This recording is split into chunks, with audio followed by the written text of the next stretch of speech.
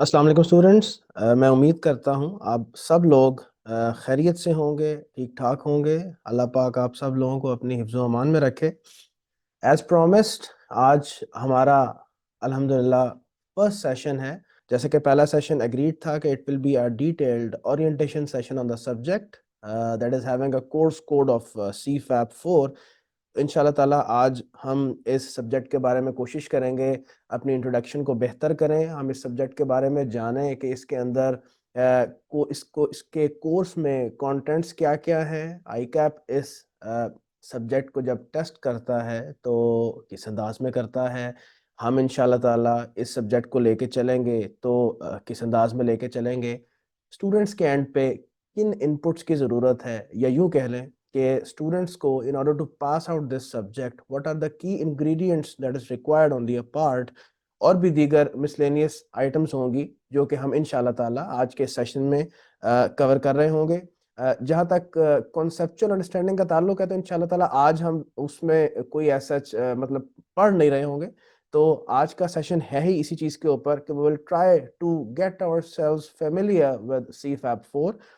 तो बिस्मिल्लाह करते हैं जी, without wasting any time let's start this presentation. जी, सबसे पहले जरा एजेंडा आइटम्स देख लेते हैं। वैसे तो मैंने हल्का सा राउंड अप आपको दे दिया है, लेकिन फिर भी the first agenda item is I will इंशाल्लाह बी इंट्रोड्यूसिंग माई सेल्फ। उसके बाद हम BFT का जो सिलेबस है इसकी ग्रिड के ऊपर डिस्कशन करेंगे। हम देखेंगे कि इसके अंदर कौन कौन से कंटेंट्स शामिल हैं और उसमें हमारा जो ओवरऑल सिलेबस है उसकी जो बाइफिकेशन है 100 मार्क्स की वो किस तरह से है, इसके कितने पार्ट्स हैं, हर पार्ट की कितनी वेटेज है। तो इंशाल्लाह ताला सारी डिस्कशन हम इसमें कर रहे होंगे। उसके बाद रीसेंट पास्ट पेपर एनालिसिस जो बिल्कुल अभी फ्रेश पेपर गुजरा है उसका मैं ब्रीफ सा एक कह लीजिए कि एक एनालिसिस आपके सामने प्रेजेंट करूंगा। हम उससे कुछ लर्निंग ऑब्जेक्टिव्स भी एक्सट्रैक्ट करेंगे इंशाल्लाह ताला। उसके बाद मैं रेफरेंस बुक्स के ऊपर बात करूंगा कि हमारी रेफरेंस बुक्स कौन सी होंगी जो कि हम यूज़ करेंगे अपने सेशन में। उसके बाद आईकैप का जो current paper testing structure and style है उसके ऊपर हम बात करेंगे। कुछ मैं इसको एजेंडा नंबर 3 से भी रिलेट करने की इंशाल्लाह ताला कोशिश करूंगा। उसके बाद पॉइंट नंबर या एजेंडा नंबर 6 में हमारी इस पूरे सेशन में स्ट्रेटजी क्या होगी, हम इसके ऊपर गुफ्तगू करेंगे। उसके बाद हम जो जैसे मैंने अभी जिक्र किया कि जो स्टूडेंट्स हैं जब वो BFD के इस सब्जेक्ट को प्रिपेयर करेंगे तो किन की कंसिडरेशंस का उनको ख्याल रखना होगा। यानी कह लीजिए कि इसके अंदर इंशाल्लाह ताला मैं ingredients to pass this subject उसके बारे में बड़ा डिटेल से गुफ्तगू करूंगा। और उसके बाद मैं बात करूंगा जी CBE टेस्टिंग के ऊपर यानी कंप्यूटर बेस्ड एग्जामिनेशन के ऊपर। जैसा कि आप लोग जानते होंगे कि ये जो विंटर 2024 की अटैम्प्ट है that is going to be the first attempt जिसमें BFD जो है वो अब CBE बेस्ड होगा यानी कंप्यूटर बेस्ड टेस्टिंग उसकी होगी। तो इसके अंदर ये एक बहुत इंपॉर्टेंट सेक्शन होगा जिसमें मैं डिस्कस करूंगा आपके साथ कि आईकैप का जो एग्जामिनेशन पोर्टल है जिसमें अब आप BFD का पेपर अटैम्प्ट कर रहे होगे वो किस तरह से होगा, उसके अंदर कौन कौन से इंटरफेसेस होंगे, PDF होगा, वर्ड टाइप डॉक्यूमेंट होगा, स्प्रेडशीट का की कोई फाइल होगी, क्या होगा, उसकी डिस्कशन होगी। और फिर मैं उसके कॉन्टेक्स्ट में डिस्कशन करूंगा कि मैंने अपने लेक्चर्स में किस तरह से इस चीज़ को कैटर किया है कि अब स्टूडेंट जो है चूंकि BFT का पेपर CBE एनवायरनमेंट में करेगा, so how my lectures are going to benefit the student in the context of CBE testing. तो इंशाल्लाह ताला ये सारी चीज़ें हमारे इस सेक्शन में कवर्ड होंगी। इसके बाद हम कोर्स कवरेज प्लान के ऊपर बात करेंगे कि हम इंशाल्लाह ताला इसको कब वाइंड अप कर लेंगे और फिर इस दफ़ा हमारा टेस्ट प्लान क्या होगा, हम कितने टेस्ट रख रहे होंगे, मॉक का क्या मामला होगा, टेस्ट कैसे कंडक्ट होंगे। क्योंकि कुछ बच्चों की क्वेरीज भी थी कि इस बात को भी एड्रेस कर दीजिएगा, तो मैंने फिर अकॉर्डिंगली इसको भी अपने इस आज के सेशन में कवर कर लिया है। ले जनाब, let me first of all introduce myself.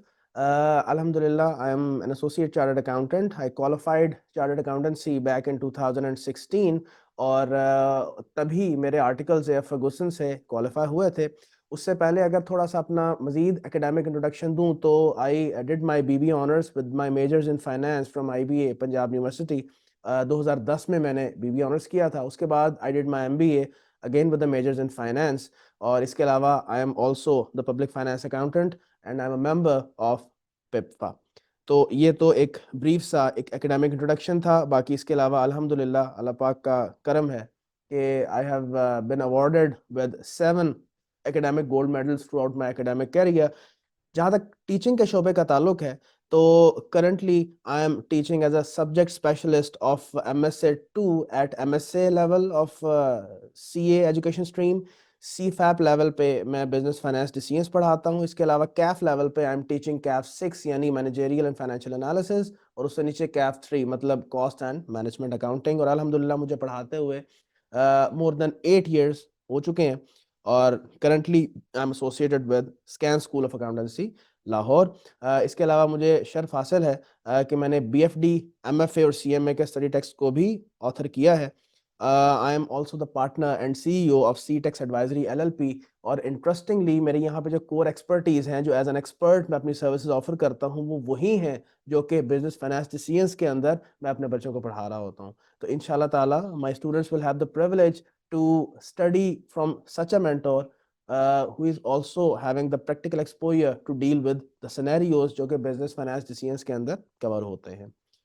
बाकी इसके अलावा just as a social contribution मैंने एक यूट्यूब चैनल सेपरेटली एक्स्टेब्लिश करवाया हुआ है सी एजुकेशनिस्ट के नाम से, जिसका सिर्फ ये मकसद है कि फ्रॉम टाइम टू टाइम मैं स्टूडेंट्स को गाइड करता हूँ थ्रू द डिफरेंट वीडियोस। और जहाँ जहाँ मुझे ज़रूरत फील होती है कि the student might need the guidance on the different areas, on the different topics of the different subjects, या जनरल बात अगर मैंने कम्युनिकेट करनी हो, तो मैं उसके लिए वीडियोस जो है वो यहाँ पे इसका फेसबुक पेज भी है और इसका यूट्यूब चैनल भी अवेलेबल है, just for the support of the CA students of Pakistan.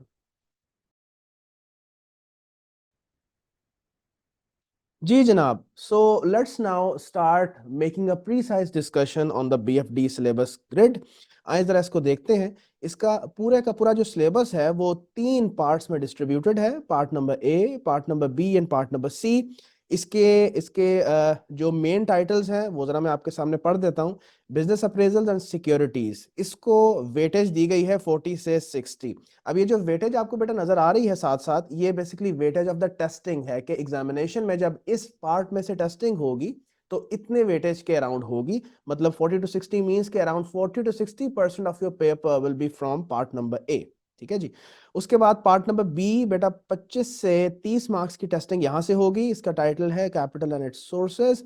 और पार्ट नंबर C 20 से 25 नंबर की टेस्टिंग जो है इस पार्ट से एक्सपेक्टेड होगी, और इसका टाइटल है जी फाइनेंशियल रिस्क मैनेजमेंट। तो आए जरा इसके जरा कंटेंट्स के ऊपर बात करते हैं। सबसे पहले अगर मैं बिजनेस अप्रेजल एंड सिक्योरिटीज की बात करूं, तो थोड़ी सी अगर मैं डिस्कशन जरा इसमें कैफ लेवल पे करूं कि कौन सा सब्जेक्ट है जहां से बच्चा इंशाल्लाह ताला नॉलेज ब्रॉड फॉरवर्ड लेके आएगा जो कि यहाँ पे काम आएगा, and that is actually your CAF 6 जो कि है मैनेजरियल एंड फाइनेंशियल एनालिसिस। वहां पे लकीली जो भी स्टूडेंट्स अब MFA पढ़ के आ रहे हैं उनके पास बहुत अच्छा नॉलेज ब्रॉड फॉरवर्ड होगा कि जब वो लोग यहाँ पे BFD पढ़ेंगे तो बहुत से कॉन्सेप्ट्स वो होंगे जो कि वो पहले ही पढ़ के आ चुके होंगे। लेकिन इट्स ऑल्सो पॉसिबल, मैं भी बता देता हूँ आपको कि कौन से वो कॉन्सेप्ट्स हैं ताकि यहाँ पे वो रिलेट कर पाए इजीली। लेकिन इसके अलावा अगर फॉर इंस्टेंस कोई ऐसे बच्चे हैं जो कि उस ये जो जब CAF 6 यानी कि managerial and financial analysis introduce हुआ था उससे पहले के हैं, तो उन्होंने गालिबन CAF 8 जरूर पढ़ रखा होगा पुराने वाला, जिस जो कि कॉस्ट एंड मैनेजमेंट अकाउंटिंग के नाम से जाना जाता था। उन बच्चों ने भी कुछ कॉन्सेप्ट्स पढ़ रखे होंगे जो कि BFD में होंगे। For example let me relate, जो बच्चे पुराने CAF स्ट्रीम से हैं कि जिसके अंदर CAF 8 cost and management accounting होता था, तो उन्होंने definitely investment appraisal and sources of finance को जरूर पढ़ रखा होगा। तो बेटा यहाँ पे उसकी डिटेल्ड एप्लीकेशन है। इसी तरह जो MFA के बच्चे हैं उनके लिए, उनकी सहूलत के लिए मैं अर्ज कर दूं कि उन्होंने इन्वेस्टमेंट अप्रेजल भी पढ़ रखा होगा, उन्होंने सोर्सेज ऑफ फाइनेंस भी पढ़ रखा है, उन्होंने कॉस्ट ऑफ कैपिटल भी पढ़ रखा है, उन्होंने इसके अलावा फाइनेंशियल रिस्क मैनेजमेंट जिसमें करेंसी रेट रिस्क मैनेजमेंट और इंटरेस्ट रेट रिस्क मैनेजमेंट ये दोनों शामिल है, उन्होंने ये सब पढ़ रखा है। तो उनको बहुत ज्यादा इंशाल्लाह ताला यहाँ पे फैसिलिटेशन होगी इसके हवाले से। पहले there was a huge gap के स्टूडेंट्स के पास, जब वो कैप से CFAP में कन्वर्ट होते थे तो ऐसा कोई कैफ लेवल पे सब्जेक्ट नहीं होता था जिससे वो डिटेल्ड अंडरस्टैंडिंग ले सकें कि BFD में क्या वो पढ़ने जाएंगे। लेकिन अब MFA ने ये गैप काफी हद तक कवर कर दिया है। तो आए जी इस पे डिस्कशन जरा करनी शुरू करते हैं कि ये जो बिजनेस अप्रेजल एंड सिक्योरिटीज है इसमें कंटेंट्स किस तरह के हैं। डेफिनेटली मैं बहुत डिटेल में यहाँ पे आपके साथ डिस्कस नहीं कर पाऊंगा, कुछ एरियाज को शायद कुछ को मैं ओमिट भी कर दूं क्योंकि इस लेवल पे कुछ टॉपिक्स को डिस्कस करना थोड़ा प्री मेच्योर होगा, क्योंकि ज़ाहिर है अभी आप उसके बारे में शायद नहीं जानेंगे। इसमें या तो डिटेल से गुफ्तगू हो या गुफ्तगू ही ना हो। मेरा ख्याल है पहली ऑप्शन की बजाय दूसरी ऑप्शन की तरफ जाना ज़्यादा बेहतर है, क्योंकि जाहिर है हम जब इंडिविजुअली उन टॉपिक्स को डिस्कस करेंगे तो वो इन डिटेल हो जाएगा cover accordingly. For instance let's start with part number A. इसमें आपका investment appraisal and tools, that is the first area that you will be covering. आप कह लीजिए कि ये कोर है आपके इस पूरे पार्ट ए का। आगे भी इंशाल्लाह वैल्यूएशन भी एक एरिया है, लेकिन अभी जरा मैं इस पे रहता हूँ। मैं उमूमन अपने बच्चों से डिस्कस करता हूँ कि जब हम रेलेवेंट कॉस्टिंग पढ़ते हैं तो वहां मैं अपने बच्चों को बड़ा क्लियरली आइडेंटिफाई करता हूँ कि बेटा जब बिजनेसेस अपने इंटरनल बिजनेस डिसीजंस लेते हैं तो डिसीजंस बेटा दो तरह के होते हैं। एक लॉन्ग टर्म डिसीजंस होते हैं, एक शॉर्ट टर्म डिसीजंस होते हैं। शॉर्ट टर्म वो डिसीजंस हैं कि जिनके साथ कॉस्ट और बेनिफिट्स जो एसोसिएटेड हैं या तो वन ऑफ है या उनका ताल्लुक साल के अंदर अंदर ही है। लॉन्ग टर्म डिसीजंस वो हैं कि जिनके साथ एसोसिएटेड जो कॉस्ट और बेनिफिट्स हैं वो एक साल से ज्यादा स्प्रेड हुए हुए हैं। और इसके अंदर किन की मिसालें कवर होती हैं बेटा? प्रोजेक्ट्स की। कि today you will make some capital investment and in the future you will be expecting what? Net cash inflows, net operating cash inflows. For example आप किसी भी बिजनेस की मिसाल ले लें तो बेटा शुरू में क्या होता है? You do the heavy capital expenditure and in the future you receive the net operating cash inflows in the future. पहले साल भी, दूसरे साल भी, भाई हर बिजनेस में ऐसे होता है कि पहले साल में कुछ चीजें बना के बेची, रेवेन्यू आया, और उसको बनाने के लिए, उन यूनिट्स को बनाने के लिए कुछ ऑपरेशनल खर्चे आए। लाइकवाइज ईयर 2 में भी ऐसे ही कि कुछ रेवेन्यूज और कुछ आपके ऑपरेशनल खर्चे, तो वो net cash inflows over the year आपको रिसीव होते हैं। तो यहाँ पे आपको इवेल्युएशन करनी होती है, डिसीजन मेकिंग करनी होती है कि whether it is financially feasible to start this business और not, whether it is financially feasible to do this capital expenditure in this project or not। और जाहिर है इस मकसद के लिए हम इन्वेस्टमेंट अप्रेजल के टूल्स जो हैं उसको इस्तेमाल करते हुए इन डिसीजंस को लेते हैं। इसको कैपिटल बजटिंग भी कहा जाता है, अक्सर औकात कैपिटल बजटिंग टेक्निक्स भी कहते हैं, इसको बिजनेस अप्रेजल भी कहते हैं, इसको इन्वेस्टमेंट अप्रेजल भी कहते हैं। और ये नाम बड़ा सेल्फ एक्सप्लेनेटरी है, अपने मुंह से बता रहा है कि some capital investment has to be appraised. Appraisal का मतलब बेटा होता है टू इवेल्युएट समथिंग, ठीक है जी। तो हम इवेल्युएट करेंगे, फाइनेंशियल इवेल्युएशन करेंगे कि क्या इस बिजनेस को हमें शुरू करना चाहिए या नहीं करना चाहिए। कुछ टूल्स के बारे में मैं आपको आगाह कर देता हूं, और काफियों के बारे में शायद आपको पता भी होगा, कुछ आपके लिए नए होंगे। फॉर एग्जांपल एनपीवी, बेटा आप पहले पहले पढ़ चुके हो। IRR you already know about that. IRR में कुछ मॉडिफिकेशंस होंगी, जैसे एक modified internal rate of return भी होगा, जो कि आपने पहले नहीं पढ़ा होगा। फिर एक economic internal rate of return भी है, उसमें कोई कैलकुलेशंस नहीं है लेकिन उसने टूल के तौर पे इंक्लूड किया हुआ है। Accounting rate of return, yes to some extent you would know about it, लेकिन टू सम एक्सटेंट आपको नहीं भी पता होगा, ठीक है। तो पार्टली इसका नॉलेज आपको होगा, पार्टली नहीं होगा। जिस कॉन्टेक्स्ट में हम डिस्कस करेंगे उसका आपको शायद नॉलेज ना हो। इसके अलावा प्रॉफिटेबिलिटी इंडेक्स है यहाँ पे, जो कि एक टूल के तौर पे इस्तेमाल होगा। फिर पे बैक पीरियड के बारे में एमएफए के स्टूडेंट्स जानते हैं, लेकिन एक और टूल है डिस्काउंटेड पे बैक पीरियड। तो ये सारे टूल्स आपके सिलेबस में शामिल हैं, इनके जरिए से हम इन्वेस्टमेंट अप्रेजल इंशाल्लाह ताला कर रहे होंगे।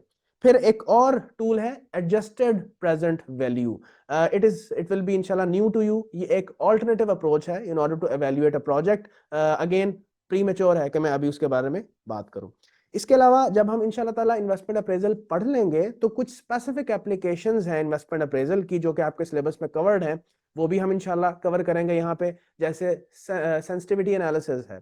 इसके अलावा इस बात का फैसला करना कि अगर आपको किसी फिक्स्ड एसेट की जरूरत है तो क्या हम किस मोड ऑफ फाइनेंस से उसको फाइनेंस करें। फॉर एग्जांपल आपने लीज करवा के एक फिक्स्ड एसेट लेना है या लोन के जरिए से लेना है, और भी मजीद मामला हो सकते हैं, मिसाल दी है मैंने आपको। फिर एक एसेट रिप्लेसमेंट डिसीजन होता है कि भाई एक एसेट है, ये तो तय है कि मैंने उसको इस्तेमाल करना है और जब तक मेरा बिजनेस है मैंने उसको इस्तेमाल करना है, लेकिन उसकी लाइफ जो है फॉर एग्जांपल 3 साल, 4 साल या 5 साल है। तो फैसला ये करना है कि मिसाल के तौर पे हर 3 साल बाद इसको नया नया एसेट खरीदना है, या हर 4 साल बाद खरीदना है, या हर 5 साल बाद खरीदना है। क्योंकि बेटा the later you replace an asset, उतनी ही उसकी मेंटेनेंस कॉस्ट बढ़ती जाती है, उतनी ही डिस्पोजल वैल्यू भी इसकी गिरती जाती है। तो ये फैसला भी अगेन एक स्पेसिफिक एप्लीकेशन है। अगेन मैं ज्यादा डिटेल में नहीं जा रहा, मैंने इसलिए आपको पहले बताया कि अभी तो हम सिर्फ जान रहे हैं इस सब्जेक्ट के बारे में। जी उसके बाद है जी valuation of the businesses and securities. बेटा ये मर्जर्स एंड एक्विजिशंस का एरिया है। आपने इसके बारे में अगर जानकारी ली होगी तो आई थिंक सो FAR 2 में you would have been introduced about the topic of consolidation, कि आपने अक्सर औकात ही देखा होगा कि एक कंपनी ने दूसरी कंपनी को फॉर एग्जांपल एक्वायर किया हुआ है, या एक पेरेंट कंपनी है, उसकी सब्सिडरी है, तो उसने जब उसको एक्वायर किया हुआ है तो हम उसकी गुडविल कैसे रिकॉर्ड करते हैं, fair value of the net assets minus consideration हम करके तो एक गुडविल कैलकुलेट कर रहे होते हैं। तो ये जो आपको fair value of net assets नजर आ रहा होता है, तो ये टेक्निकली यहाँ हम इंशाल्लाह कैलकुलेट कर रहे होंगे। ये मैं सिर्फ आपको रफ आइडिया दे रहा हूँ ताकि आप किसी प्रीवियस चीज के साथ इसको रिलेट कर सकें। तो आप खुद सोचें कि जब बेटा एक बिजनेस ने दूसरे बिजनेस में मर्ज होना है, या एक बिजनेस ने ये फैसला करना है कि मैं दूसरी कंपनी को एक्वायर करूं, तो क्या आपके ख्याल में ऐसा नहीं होना चाहिए कि जो कंपनी दूसरी कंपनी के शेयर्स को एक्वायर कर रही है वो पहले उसकी वर्थ तो जाने कि जिसको एक्वायर किया जा रहा है उसके शेयर्स कितनी वर्थ के हैं, मैं जितनी इनको पेमेंट करने जा रहा हूं उनके शेयर्स के एवज क्या वो इतनी वर्थ रखता भी है।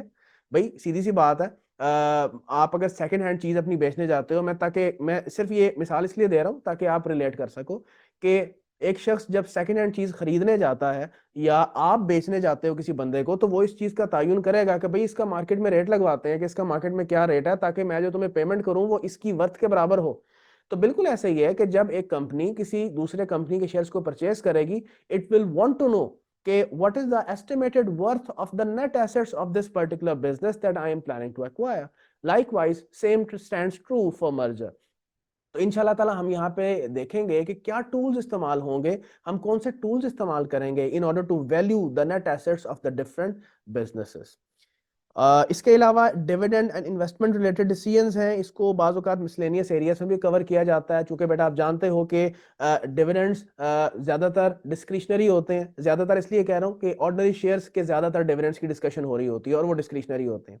तो उसके डिसीजंस कैसे लिए जाते हैं, डिविडेंड की पॉलिसीज क्या होती हैं, हाउ द कंपनीज डिसाइड कि हम डिविडेंड डिस्ट्रीब्यूट करें ना करें, डिविडेंड्स किन किन मोड्स में डिस्ट्रीब्यूट किए जा सकते हैं, और डिफरेंट मिसलेनियस इन्वेस्टमेंट डिसीजंस हैं, वो इंशाल्लाह ताला हम इसी पार्ट में कवर कर रहे होंगे। So in other words this is the most time consuming and most weighted area of the entire business finance decisions. चले part number B, capital and its sources. ये वाला पार्ट जो है इंटरेस्टिंगली ये बहुत ज्यादा रिलेटेड है पार्ट नंबर ए के साथ। यानी मुझसे अगर पूछे, मैं भी जब आपको कवर करवाऊंगा BFD का सिलेबस तो वो कुछ इस तरह से होगा कि पहले मैं इन्वेस्टमेंट अप्रेजल और उसके टूल्स इस पे डिस्कशन करूंगा, और हम इंशाल्लाह ताला इसके सवाल भी करेंगे। उसके बाद स्पेसिफिक एप्लीकेशंस की बात होगी। उसके बाद बजाय इसके कि मैं वैल्यूएशन में शिफ्ट करूंगा, from there I will switch to part number B और मैं sources of finance and cost of capital की बात करूंगा। ये बड़ी अंडरस्टैंडेबल चीज है कि भाई इन्वेस्टमेंट अप्रेजल और sources of finance and cost of capital they are highly linked. मैं इवन MFA के स्टूडेंट्स को भी पढ़ाता हूं तो इसी लिंकेज के साथ पढ़ाता हूं। मार्केट में अपनी अपनी अप्रोचेज होती हैं, कुछ टीचर्स ये टॉपिक्स इंडिपेंडेंटली पढ़ा देते हैं इन्वेस्टमेंट अप्रेजल से लिंक किए बगैर, लेकिन I think so this topic should be taught in collaboration with investment appraisal, क्योंकि because it makes sense. Let me explain. बेटा अभी मैंने बात की कि इन्वेस्टमेंट अप्रेजल क्या है। It's all about making an evaluation कि आपने क्या शुरू में कैपिटल इन्वेस्टमेंट करनी है ताकि फ्यूचर में इस बिजनेस के नेट ऑपरेशनल कैश फ्लोज आप रिसीव कर सकें। यानी you have to make an evaluation as to whether it is financially feasible to invest in this business. तो सर ये जो शुरू में हैवी कैपिटल इन्वेस्टमेंट हो रही है, शुडंट यू नो कि कौन से सोर्सेज ऑफ फाइनेंस से मुझे ये वाला पैसा आना चाहिए, किस सोर्स ऑफ फाइनेंस का मैं इंतखाब करूं in order to make an investment in this business. और आप जानते हो, प्रायर नॉलेज आपको है, इवन अब तो मैं जानता हूं कि PRC में इंट्रोडक्शन टू बिजनेस जो है उसके अंदर ये वहां पे भी ये पढ़ाया जाता है सोर्सेज ऑफ फाइनेंस। तो मोटा मोटा तो आप जानते ही हो बेटा, डेट फाइनेंस होता है और इक्विटी फाइनेंस होता है। इक्विटी की आगे से टाइप्स हैं, डेट की आगे से टाइप्स हैं। सो इंशाल्लाह ताला सोर्सेज ऑफ फाइनेंस में हम वो तमाम सोर्सेज को एक्सप्लोर करेंगे जहां से फाइनेंस रेज किया जा सकता है, जिसको यूज करके आगे आप अपने बिजनेसेस में इन्वेस्ट कर सकते हो, जिसकी आप फॉर इंस्टेंस इन्वेस्टमेंट अप्रेजल करने जा रहे हैं। और सिंपल सी बात है बेटा, ये जो सोर्सेज ऑफ फाइनेंस है they are not free of cost. अगर आपने अपने लेंडर से पैसा उठाना है, डेट फाइनेंस उठाना है, तो बेटा उसकी कॉस्ट क्या है? इंटरेस्ट। अगर आपने अपने ओनर से पैसा उठाना है, उसकी कॉस्ट बेटा क्या है? डिविडेंड्स। सो इंशाल्लाह ताला इन सोर्सेज ऑफ फाइनेंस की कॉस्ट क्या है, वो will be discussing about that in the cost of capital.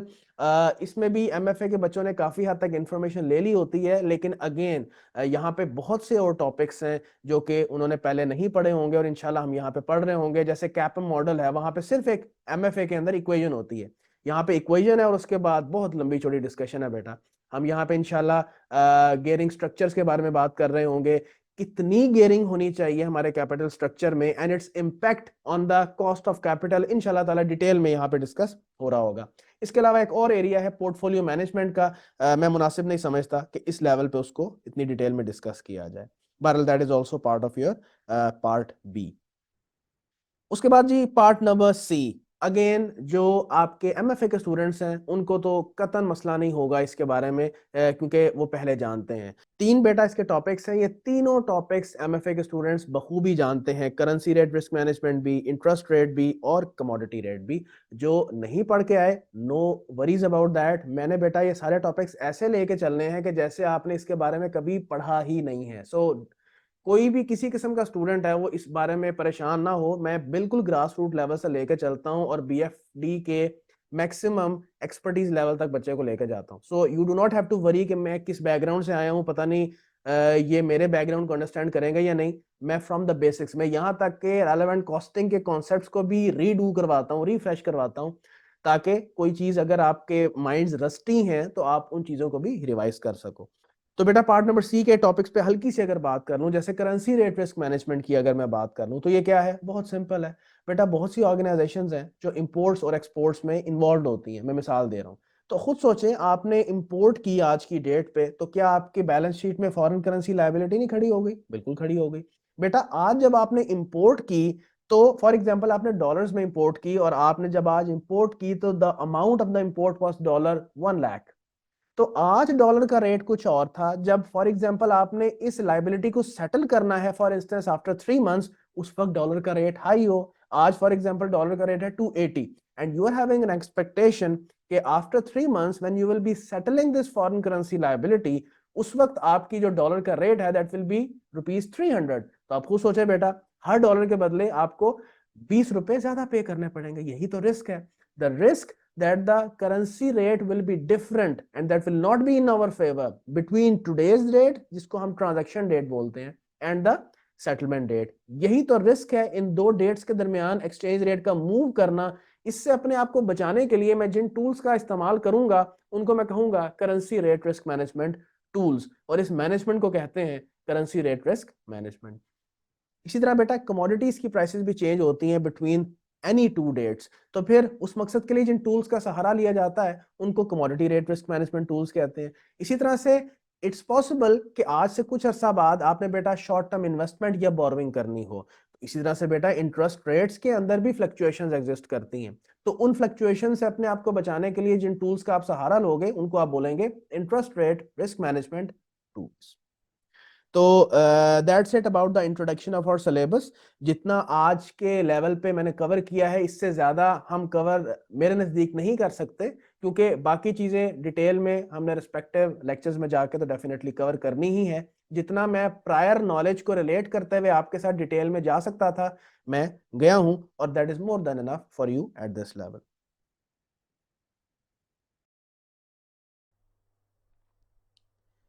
ले जी, ये है जी हमारा बिल्कुल रीसेंट जो आई कैप का पास पेपर है उसका एनालिसिस। मैंने इसका जो एनालिसिस प्रिपेयर किया है उसको पार्ट वाइज मैंने डिवाइड कर दिया है, चूंकि मैंने अभी जैसे डिस्कस किया आपके साथ आई कैप का जो पूरा सिलेबस है वो 3 पार्ट्स में बाइफरकेटेड है। तो मैंने भी ये जो पूरे का पूरा पेपर है इसको 3 पार्ट्स में बाइफरकेट कर दिया है, ताकि एक तरफ आपको ये पता चल जाए कि ऑफिशियली इस पार्ट से कितनी टेस्टिंग बनती थी और एक्चुअली इस अटेम्प्ट में उस पार्ट में से कितनी टेस्टिंग हुई है। और आगे मैंने इवन टॉपिक्स भी मेंशन कर दिए हैं कि कौन से टॉपिक टेस्ट हुए हैं और कितने मार्क्स के टेस्ट हुए हैं, और आगे मैंने क्वेश्चन नंबर्स भी मेंशन कर दिए हैं ताकि आप इजीली उनको आपस में रिलेट कर सको। अच्छा, सबसे पहले हम ये चीज़ एवेल्यूएट कर लेते हैं कि ये जो टेस्टिंग हुई है इस दफ़ा ये ऑफिशियल ग्रेड की कंप्लाइंस में हुई है या नहीं हुई, या अगर डेविएशन है तो कितनी डेविएशन है। पहले तो मैं एक जनरल सा कमेंट आपके साथ शेयर कर लूं, और वो ये है कि नॉर्मली अगर मैं प्रीवियस पास पेपर्स देखूं तो मुझे नॉर्मली अराउंड 100% कंप्लायंस नजर आई है। जैसे अगर मैं बिल्कुल इमीडिएट प्रीवियस पेपर देखूं, वो भी मैंने रखा हुआ है आगे, हम उसको भी एक दफा एक नजर देख लेंगे।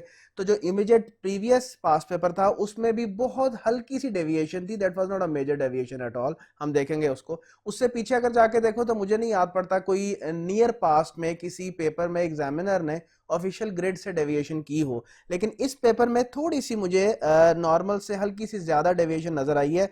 बहरहाल इसको भी मैं अनयूजुअल डेविएशन नहीं कहूंगा, लेकिन बहरहाल हल्की सी डेविएशन इसमें एग्जिस्ट करती है। फॉर इंस्टेंस अगर मैं बात करूं, ये जो हमारा पार्ट ए है जो कि बिजनेस अप्रेजल्स एंड सिक्योरिटीज है, उसमें 40 टू 60 मार्क्स की टेस्टिंग ऑफिशियली होनी चाहिए थी, लेकिन उसने 63 मार्क्स की टेस्टिंग की हुई है। उसके बाद अगर पार्ट बी में जाके देखें, कैपिटल एंड इट्स सोर्सेज, उसमें 25 से 30 की टेस्टिंग होनी चाहिए, लेकिन 19 मार्क्स की टेस्टिंग एग्जामिनर ने की है। It was lower than the range. इसी तरह से अगर हम पार्ट सी की बात करें तो उसमें भी पार्ट बी वाला मामला ही है। 20 से 25 नंबर की टेस्टिंग होनी चाहिए थी, लेकिन 18 नंबर की टेस्टिंग हुई है।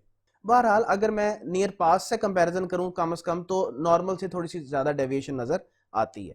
बेटा सबसे इंपॉर्टेंट बात जो मैंने आपसे इस ग्रिड के अंदर शेयर करनी है, जो कि इंशाल्लाह ताला मैं करंट पेपर टेस्टिंग स्टाइल और स्ट्रक्चर पे ना मैंने अलहदा से भी डिस्कशन करनी है। तो यहाँ पे जरा उसकी कंक्रीट पिक्चर मेरे सामने है, और वो इस पॉइंट का इशारा है बेटा कि over the last 4 to 5 attempts examiner ने एक चीज कॉमन करनी शुरू की है, और वो ये है कि बेटा जब वो एक सवाल टेस्ट करता है तो वो ऐसा नहीं करेगा कि उसका पार्ट ए बी सी और डी है फॉर एग्जांपल, और तीनों के तीनों एक ही टॉपिक से आ रहे हैं। नहीं, वो ये करता है कि क्वेश्चन नंबर 1 है, अगर मिसाल के तौर पे उसका पार्ट ए किसी एक चैप्टर से है, पार्ट बी किसी और चैप्टर से है। ही वांट्स द स्टूडेंट कि उसके पास डिफरेंट टॉपिक्स का नॉलेज हो और वो आपस में उनको रिलेट भी कर सके। he should be having that much maturity. Over the past 4 to 5 years examiner ने अपना स्टाइल ऑफ टेस्टिंग चेंज किया है, और अनफॉर्चुनेटली रिसेंट अगर मैं बच्चों के रिस्पॉन्सेज देखूं, कमेंट्स देखूं, अभी तक दे आर वेरी इमेच्योर। अभी तक वो इस चेंज को एक्सेप्ट करने के लिए ही रेडी नहीं है। Again they are putting up the same complaints जो वो हर दफा कर रहे हैं। 5 अटेम्प्ट्स हो गई हैं एग्जामिनर को ये बावर कराते हुए कि भाई my paper testing style has changed, लेकिन अगेन अभी तक स्टूडेंट वावेला बचा रहे हैं, पेपर लेंथी था, ये मसले हैं, वो मसले हैं। आप एग्जामिनर को अपने पेज पे तो नहीं ला सकते, आपको उल्टा एग्जामिनर की अप्रोच के ऊपर जाना होगा। आप एग्जामिनर को अपनी अप्रोच पे लेके आएंगे या आपको एग्जामिनर की अप्रोच पे जाना पड़ेगा? So you should think about that and react in a mature way. So examiner has already given this indication over the past 4 to 5 attempts कि now the way of testing in the examination will now be changed। मैं इसके ऊपर बात करूंगा, detail में करूंगा, लेकिन यहाँ पे जिस पॉइंट पे इशारा है वो ये है कि बेटा अब एक सवाल है तो उसका एक पार्ट किसी चैप्टर से, दूसरा पार्ट किसी से, तीसरा पार्ट किसी और चैप्टर से, और ऐसा वो करता रहा है, और 4-5 अटेम्प्ट से वो कर रहा है।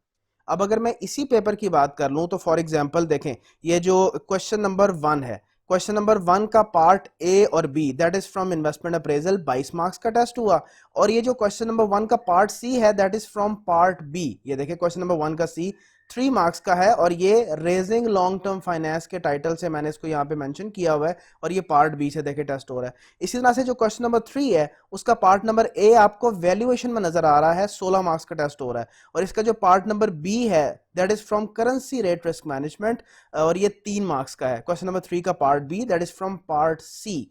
लेकिन अगर आप बाकी सवालों को देखेंगे, जैसे क्वेश्चन नंबर 2 है, 4 है और 5 है, वो एक ही जगह से टेस्ट हो रहे हैं, वो एक ही टॉपिक से टेस्ट हो रहे हैं। अच्छा, अगर मैं पिछले पास्ट पेपर्स की बात करूं तो इसमें ज्यादा डिस्पर्शन थी, यानी कि अगर एक सवाल की बात करें तो उस सवाल में एक पार्ट एक चैप्टर से है, दूसरा पार्ट किसी और चैप्टर से है। अगला सवाल शुरू किया है, एक पार्ट किसी और चैप्टर से, दूसरा पार्ट या तीसरा पार्ट किसी और चैप्टर से। अभी मैं बात करूंगा इससे जो इमीडिएट प्रीवियस जो पास्ट पेपर है उसको भी एक दफा देख लेते हैं, just to have an idea कि डिस्पर्शन किस तरह से हो रही है।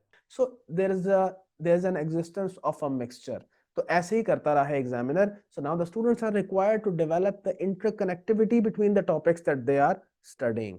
क्योंकि आपको बेटा थोड़ा सा बैकग्राउंड नॉलेज पता होगा कि इससे पहले की जो एजुकेशन स्कीम थी उसमें बीएफडी और एक पुरानी मैनेजमेंट अकाउंटिंग होती थी। तो पुरानी मैनेजमेंट अकाउंटिंग का भी 61% हिस्सा बीएफडी में शामिल था, और ये बहुत बड़ा ह्यूज जायंट था बीएफडी। ये तकरीबन मेरा ख्याल है 4-5 साल तक रहा है। तो इसलिए चूंकि वहां पे नंबर ऑफ टॉपिक्स बहुत ज्यादा थे, तो एग्जामिनर जब टेस्टिंग भी करता था तो वो आमतौर पे जब एक सवाल बना रहा है तो वो एक ही टॉपिक से आ रहा है, कि जब सवाल दे रहा है तो वो एक ही सफे पे एक सवाल होता था, इससे ज्यादा नहीं जाता था। बहुत होता था तो एक सफा, और उसके अलावा अगले सफे पे एक पैराग्राफ जाता था ज्यादा से ज्यादा। The volume of the questions was quite normal कह सकते हैं। लेकिन now since the entire Mac portion has been excluded, so since the number of chapters are now less, so now he wants the in-depth testing, and he wants the students to have the in-depth clarity of all the topics, and he expects that student should be prepared to enter into the next stage, जो कि MSA में इंशाल्लाह MSA 2 की stage होगी। ये देखिए इसी तरह से ये जो हमारा ये जो रीसेंट पेपर से बिल्कुल पिछला पेपर था विंटर 2023 का, ये आप देख सकते हैं बिल्कुल इसी तरह का एनालिसिस मैंने इसका भी बनाया हुआ है। इसकी अगर आप कंप्लायंस की एवेल्युएशन करें तो ये देखें हर पार्ट जो है उसकी जो टेस्टिंग है वो कमोबेश ग्रिड की वेटेज के मुताबिक ही है। ये देखें पार्ट नंबर ए जो है वो 40 to 60 मार्क्स का टेस्ट होना चाहिए था, 58 का टेस्ट किया। पार्ट बी 25 से 30 का होना चाहिए था, उसने 22 का किया, थोड़ा सा लोअर एंड पे टेस्ट किया है।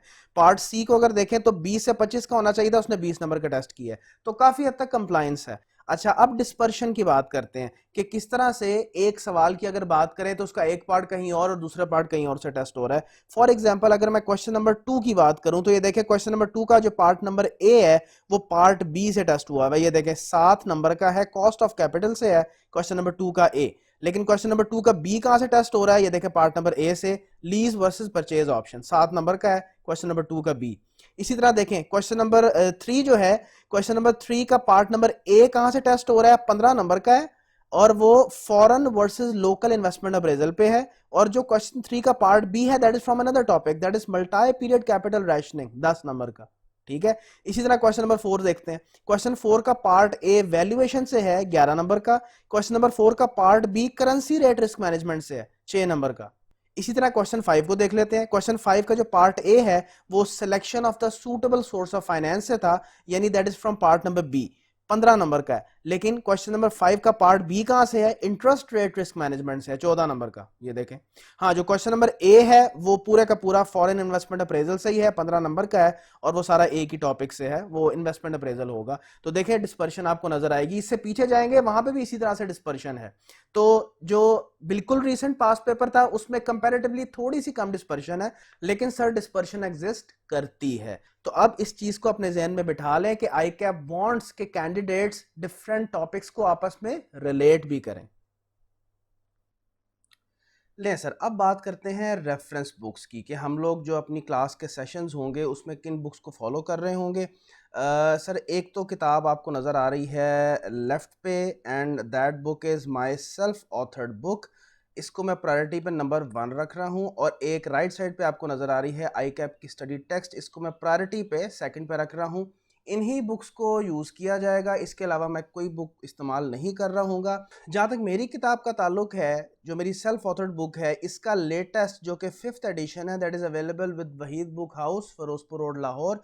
और ये मैंने 100% लेटेस्ट जो आपकी BFD की डेवलपमेंट्स हैं उसके हिसाब से अपडेट किया हुआ है। आप जानते हो कि one of the recent developments is that कि अब BFD ओपन बुक नहीं है, ठीक है, तो it caters that particular thing as well. इसमें सारे पास पेपर्स हैं 2008 से लेके, मैंने बिल्कुल रीसेंट वाले इसमें डाले हुए हैं।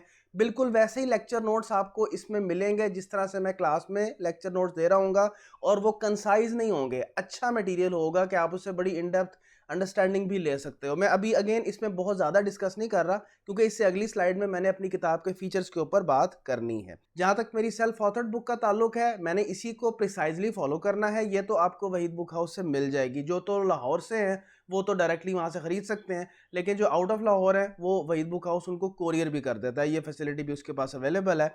अच्छा, जहाँ तक आई कैप स्टडी टेक्स्ट का ताल्लुक है, ये किताब जनवरी 2022 के बाद अपडेट नहीं हुई, ठीक है जी। ये आपके आई कैप के पोर्टल पे जाएंगे, आप उसको लॉगिन करेंगे तो वहाँ से डाउनलोड कर सकते हैं। ये along with the practice kit आप डाउनलोड कर लें। प्रैक्टिस किट भी उसके बाद अपडेट नहीं हुई, अगर हुई भी होगी तो उसमें उन्होंने कुछ नहीं किया होगा, जो रीसेंट अटैम्प्ट्स के पास पेपर है वो डाल दिए होंगे, वरना आपको पास पेपर्स के लिए तो कतई परेशानी लेने की ज़रूरत नहीं है क्योंकि मैंने अपनी बुक में कवर किए हुए हैं, ठीक है जी। तो स्टडी टेक्स्ट अपने पास डाउनलोड करके रख लो, ठीक है। मुझे अगर कहीं पे ज़रूरत पड़ती है तो मैं आपको बता दूंगा कि एक ख़ास टॉपिक वो जाके आप किताब से पढ़ लीजिएगा। इसके अलावा कोई आई कैप स्टडी टेक्स्ट का सवाल है और उसका सोल्यूशन, फॉर इंस्टेंस मैं आपको होम असाइनमेंट देता हूँ, तो उसके सोल्यूशन के लिए आप आई कैप स्टडी टेक्स्ट को यूज़ कर लें। अच्छा, जहाँ तक volume of the content of I cap study text का ताल्लुक है, ये हल्का सा बता देता हूँ। जैसा कि आपको पता है कि आई कैप की सारी जो स्टडी टेक्स्ट हैं वो एमाइल वुल्फ की पब्लिकेशंस हैं, और ज़्यादातर अगर आप देखोगे, जैसे ये जो BFD भी बनी हुई है, ये मेरे पास ACCA का जो F9 है फाइनेंशियल मैनेजमेंट, उसकी एमाइल वुल्फ की किताब मेरे पास मौजूद है। उसको इससे कंपेयर करूं तो तकरीबन 90% कॉपी पेस्ट ही है। ठीक है, तो हर टॉपिक बहुत डिटेल में आपको आई कैप स्टडी टेक्स्ट में मिलेगा। तो अगर कोई टॉपिक आप चाहते हो कि आप डिटेल में पढ़ें और उसके इन्स एंड आउट्स के बारे में जानें, तो आप आई कैप स्टडी टेक्स्ट से वो टॉपिक जाके पढ़ सकते हो। वरना मैंने अपनी किताब में ये अप्रोच रखी है, ये स्ट्रेटजी रखी है कि आपको यहाँ पे वो क्या कहते हैं, खुलासा नहीं मिलेगा, समरी पॉइंट्स नहीं मिलेंगे। आपको हर टॉपिक की बड़ी मॉडरेट लेवल पे डिटेल मिलेगी, ना बहुत कंसाइज के पढ़ के बस ये है कि पूरा पूरा जैसे न्यूमेरिकल्स के लिए आपको जैसे शॉर्टकट पॉइंट्स बताए जाते हैं ना, वो नहीं होगा। आपको डाटा अच्छा मिलेगा कि आप अच्छा डाटा पढ़ के उसकी इन डेप्थ अंडरस्टैंडिंग ले सकते हो। और दूसरी तरफ ये बहुत डिटेल्ड भी नहीं है कि पढ़ता पढ़ता जो है वो बच्चा परेशान हो जाए कि ये ख़त्म नहीं हो रहा। ये सारी बातें अगेन ये क्योंकि अगेन कंपैरिजन कर रहा हूँ मैं अपनी किताब का और आई कैप की किताब का, तो ना चाहते हुए भी यहाँ पे मुझे कुछ पॉइंट्स वो आपके सामने पेश करने पड़ रहे हैं जो कि मैंने आगे दोबारा बोलने हैं अगली स्लाइड में, when I will be discussing the features of my book. ठीक है, तो इसको समराइज कर दूं, ये दो बुक्स आपके पास होनी चाहिए, ICAP study text with practice kit आप डाउनलोड करके रख लें। प्रैक्टिस किट की आई डोंट थिंक सो आपको जरूरत पड़ेगी। और दूसरी, आपके पास ये 5th एडिशन होना चाहिए, 4th नहीं लेना, 5th ही लेना। ठीक है, क्योंकि अब मैंने चेंजेस किए हैं उसके बाद। अच्छा, दूसरी ये बात कर लेते हैं जो कि हमें ये साइड पे नज़र आ रही है, और वो क्या है, और वो ये है, sir BFD is not open book examination any more. तो इसका क्या इम्पैक्ट होगा? वैसे तो जो बिल्कुल रीसेंट अटैम्प्ट थी समर 2024 की, अभी जो गुजरी है, that was the first attempt जिसमें BFD was not open book. बहरहाल मैंने इससे पहले भी बच्चों को एक वीडियो बना के एक कमेंट्स के तौर पे शेयर कर दिया था कि इसका क्या इम्पैक्ट होगा। मेरे नज़दीक कोई डिफरेंट इम्पैक्ट नहीं होगा। ये बच्चों के जहन में बहरहाल आता था, हमारे जहन में भी बतौर उस्ताद ये चीज़ आती थी कि पहले, अब खुद सोचें कि जब BFD ओपन बुक है तो एग्जामिनर कभी भी ये नहीं करेगा कि कोई चीज़ straight away as an explanation आपसे पूछ ले, किसी टॉपिक को नॉलेज लेवल पे टेस्ट करे, एप्लीकेशन की बजाय नॉलेज बेस पे। मतलब फॉर एग्जांपल कह दे कि ये डिफाइन करें, ये डिस्क्राइब करें, ये लिस्ट ऑफ पॉइंट्स बता दें जो कि किसी सफ़े पे लिखे हों और बच्चा कॉपी पेस्ट कर ले, तो एग्जामिनर तो कभी भी ये नहीं चाहेगा, क्योंकि बच्चे के पास किताब मौजूद है। अब जबकि बच्चे के पास किताब मौजूद नहीं होगी, तो क्या अब एग्जामिनर ऐसा काम करेगा कि स्ट्रेट अवे उससे किसी चीज़ का कॉन्सेप्ट पूछ लिया, डेफिनेशन पूछ ली, एडवांटेजेस डिसएडवांटेजेस पूछ लिए, दो कॉन्सेप्ट्स का कंपैरिजन पूछ लिया, तो ऐसा काम क्या वो कर सकता है या नहीं कर सकता? क्योंकि अब तो एग्जामिनर जो है उसको ये छूट है, उसको पता है कि बच्चे के पास किताब नहीं है, तो वो नॉलेज बेस्ड टेस्टिंग कर ले प्रिसाइजली, अगर हम बात करें तो मेरा जवाब अगेन यही है कि मैं नहीं एक्सपेक्ट करता। उसकी रीज़न ये है कि ये कैफ लेवल का या PRC लेवल का पेपर नहीं है, ये एक स्ट्रेटेजिक लेवल का पेपर है, ये CFAP लेवल का पेपर है।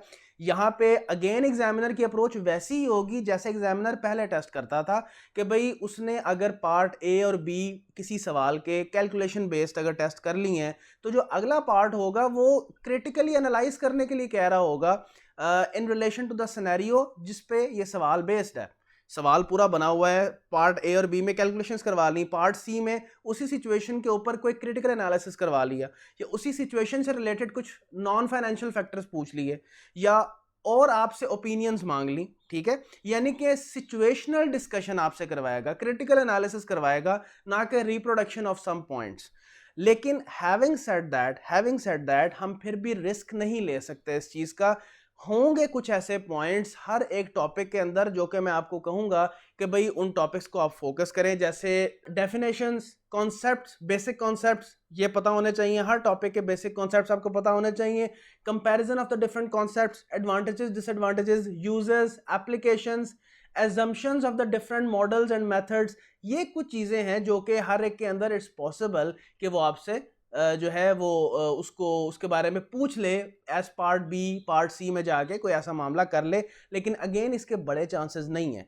जो अभी बिल्कुल रीसेंट अटैम्प्ट एग्जामिनर ने टेस्ट किए, एग्जामिनर ने कोई ऐसा रिप्रोड्यूस करने वाला पॉइंट नहीं पूछा, उसने स्ट्रेट अवे क्रिटिकल एनालिसिस ही मांगा है, अगर उसने कहीं ना कहीं थ्योरेटिकल टेस्टिंग बच्चे से की है तो। बहरहाल इस चीज़ को मद्देनज़र रखते हुए कि अब बीएफडी का पेपर ओपन बुक नहीं है, मैंने अपनी किताब को इस लिहाज से ट्यून कर ली है। आपको वहाँ पे बुलेट्स नहीं नज़र आएंगी, सिर्फ आपको प्रॉपर एक्सप्लेनेशन मिलेगी हर टॉपिक की, लेकिन बहुत डिटेल भी नहीं है कि क्योंकि ज़ाहिर है ना हमें एफिशिएंटली भी चलना है। तो अगर आपको किसी टॉपिक पे बहुत मोर देन सफिशिएंट डिटेल की ज़रूरत है, you can refer to ICAP study text for that.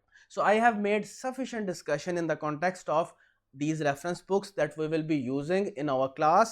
Main priority will be my self-authored book and second priority जब ज़रूरत पड़े ये हस्बे ज़रूरत इस्तेमाल करनी है। आपने आई कैप स्टडी टेक्स्ट नहीं खरीदनी, कोई परचेज करने की ज़रूरत नहीं है, अपने पास डाउनलोड करके रखें, that's more than enough for you. हाँ जी, मैं ज़रा अपनी किताब के फीचर्स के ऊपर बात कर लूँ जो कि 5th एडिशन है। सबसे पहले तो इस किताब में सारे आई कैप के past papers from summer 2008 up till summer 2024 with suggested solutions मौजूद हैं। मैंने पिछले 4 पास पेपर्स के अलावा सारे के सारे ये पास पेपर्स रिस्पेक्टिव चैप्टर्स में विद सॉल्यूशंस प्लेस किए हुए हैं। जो बिल्कुल रिसेंट 4 एक पास पेपर्स हैं वो आपको इस किताब के एंड में विद सॉल्यूशंस मिलेंगे।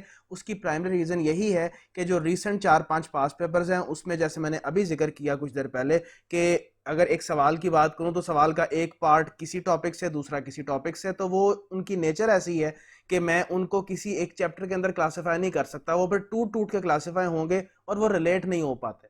तो वो तभी हम कर सकेंगे जब हम सारे का सारा बीएफडी को कवर कर लेंगे। तो मैंने फिर उनको एंड पे जाके प्लेस कर दिया रिसेंट 4 पास पेपर्स को। तो सबसे बड़ा इस किताब का फ़ायदा क्या कि सारे समर 2008 से रीसेंट तक सारे past papers with examiners suggested solution इसमें मौजूद हैं। आपको स्पेशली पास पेपर्स के लिए किसी और किताब की ज़रूरत नहीं है, आपको कोई पास पेपर डाउनलोड नहीं करना। बेटा इसके अलावा इस किताब की मैंने अप्रोच ये रखी है, ये ना ही बहुत डिटेल्ड है कि आपको पढ़ते पढ़ते आप कहें कि यार ये टॉपिक खत्म ही नहीं हो रहा, ना ये बहुत कंसाइज है यानी कि आपने एक टॉपिक शुरू किया तो पता चला 5 बुलेट्स में टॉपिक ही खत्म हो गया। नहीं, इसमें इतना हेल्दी कंटेंट है कि आप इसकी अच्छी अंडरस्टैंडिंग ले सकते हो हर टॉपिक की। और बेटा ये उसी अंदाज में है जैसे मैंने क्लास में लेक्चर्स डिलीवर करने हैं, यानी कि जब आप इंशाल्लाह क्लास में लेक्चर लोगे उसके बाद जब आप किताब में टॉपिक पढ़ोगे तो आपको वही चीजें मिलेंगी। ये नहीं होगा कि मैंने जो पढ़ाया है किताब में जाके देखा तो और ही कहानियां लिखी हुई हैं, डिटेल्स हैं। तो मैं ये जो मैंने अपने चैप्टर्स के अंदर जो दिए हुए हैं, जो कंटेंट दिया हुआ for the reading, those are the detailed lecture notes that will be inshallah in line with the lectures that I will be delivering in the class।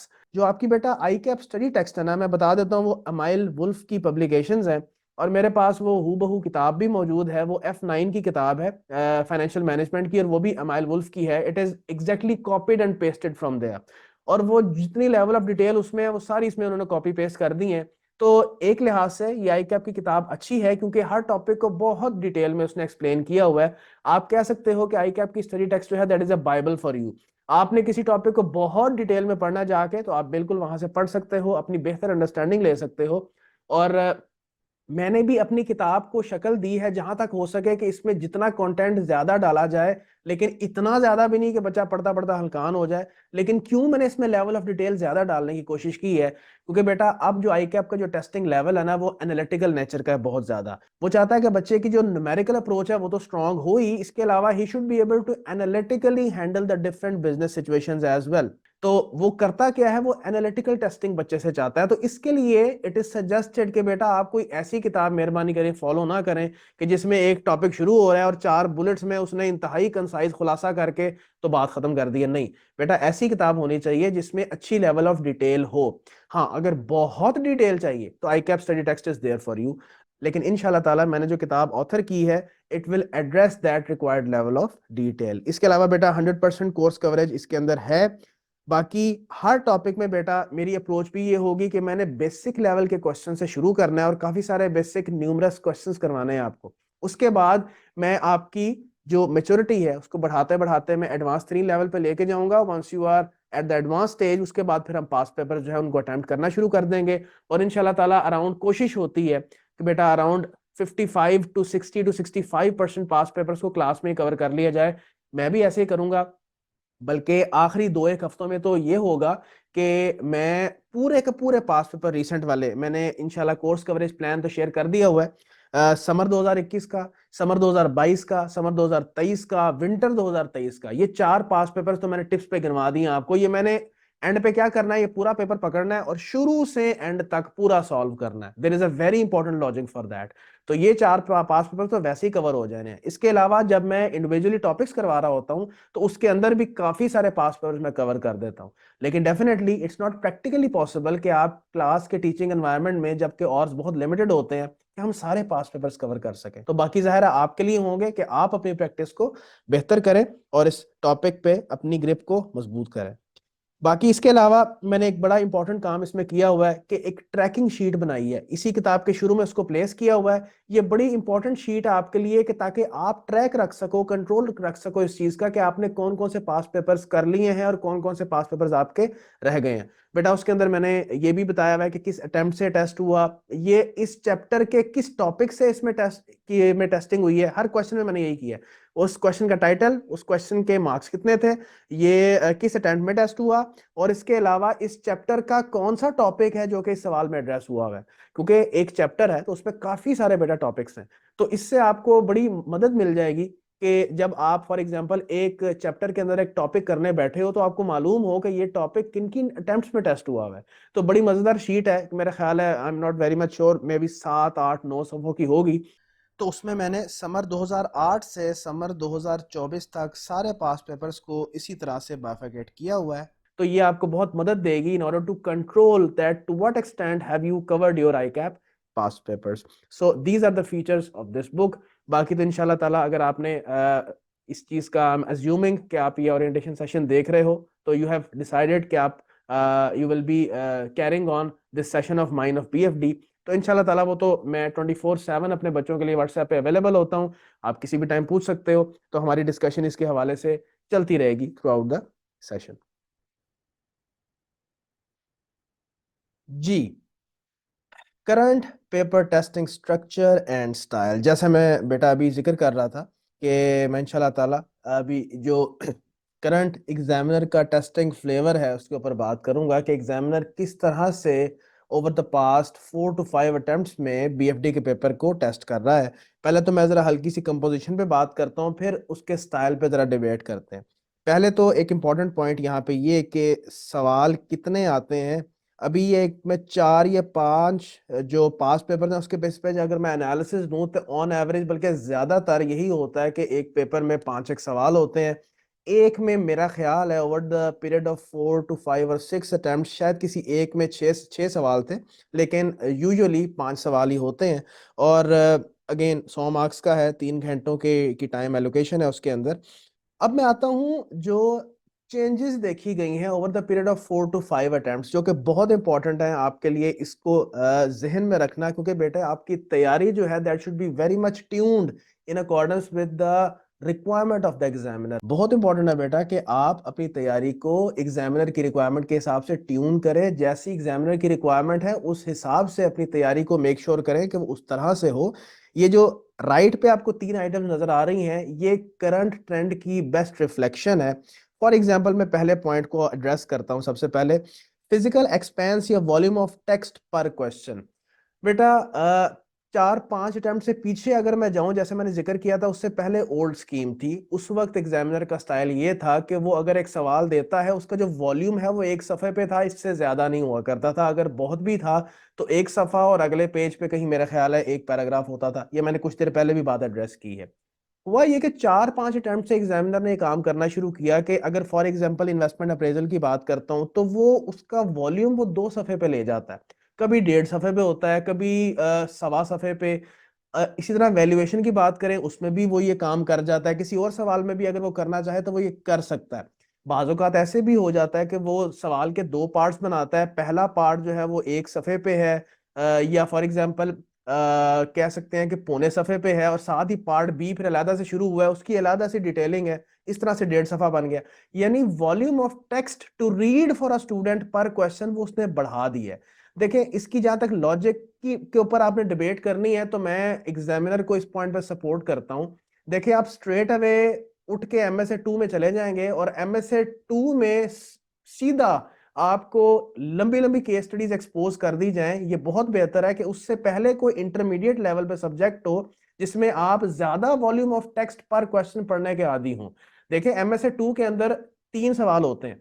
पहला सवाल 50 नंबर का होता है, it even covers around 6 to 7 pages, 4 सफ़ों का सवाल होता है पर question for question number 2 and 3।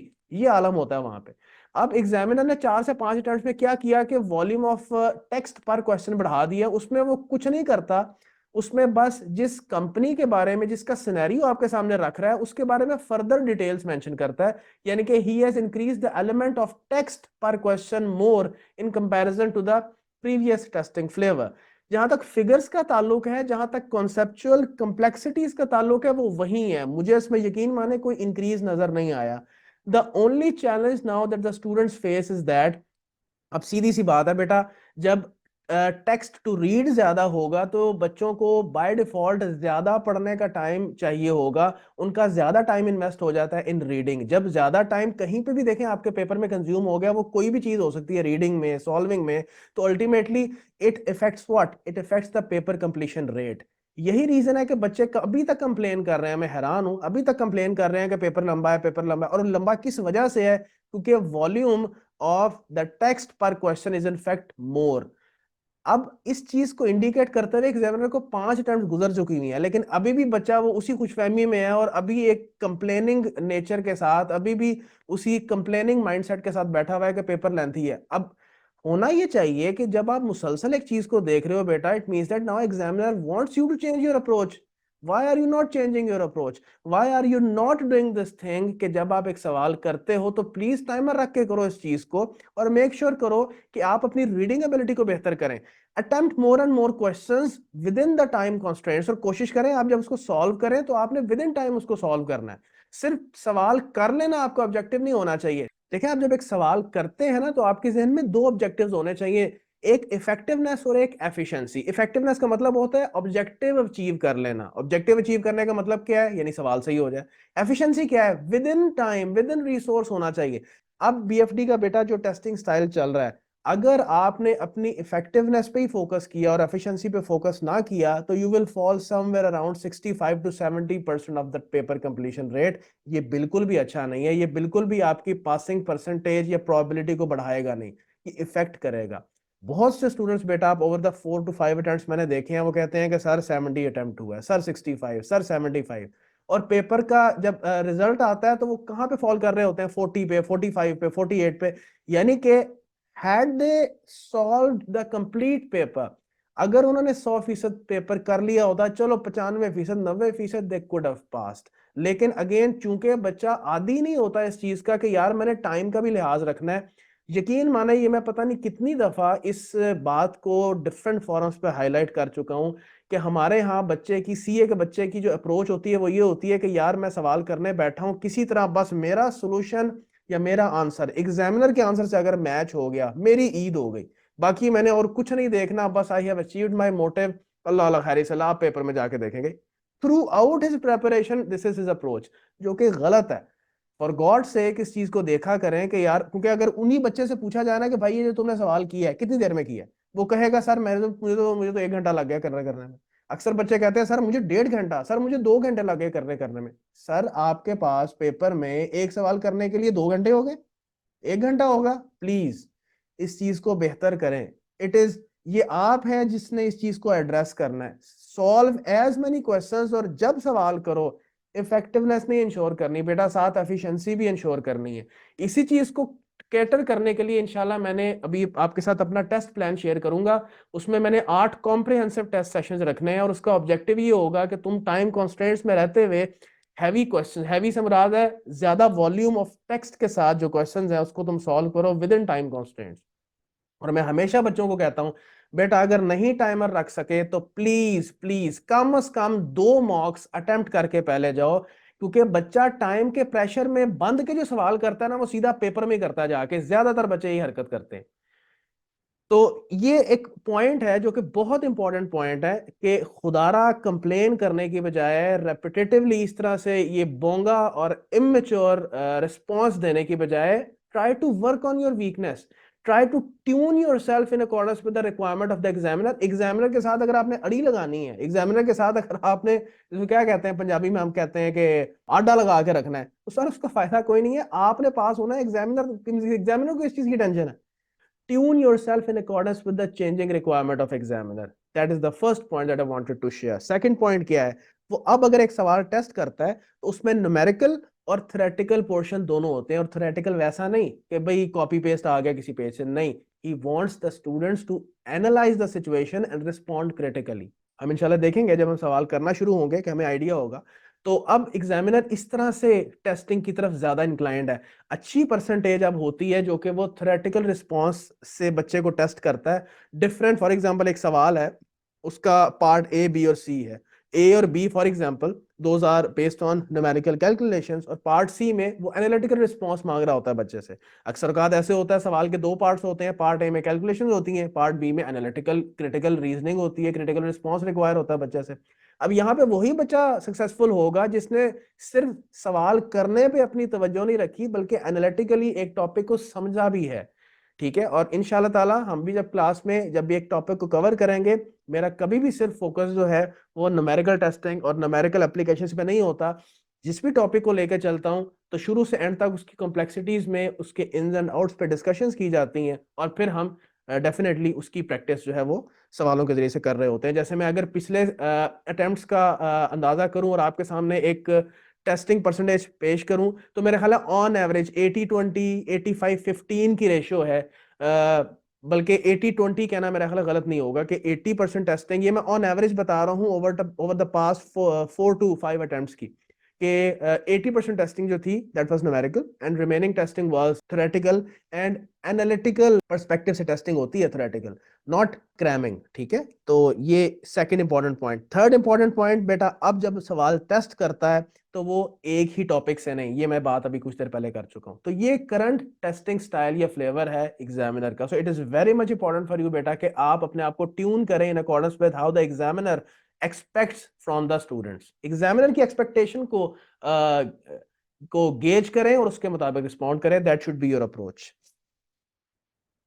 ले जी, having discussed all that, now it's very important for us कि हम जरा अब ठहर के डिस्कस करें कि हम क्या करेंगे अपने सेशन में, किस तरह से अपने इस पूरे के पूरे सब्जेक्ट को लेके चलेंगे, हमारे क्लास में प्रोग्रेशन ऑफ एक्टिविटीज क्या होगी, हम कौन सी एक्टिविटीज ऐसी करेंगे कि जिससे हमारे ये एरियाज जिसका मैंने भी जिक्र किया जो कि इंतहाई वाइटल है फॉर यू टू पास, उसको हम कवर कर सकेंगे। अभी मैंने इसके अलावा स्टूडेंट्स के साथ इंग्रेडिएंट्स भी शेयर करने हैं, डोंट वरी।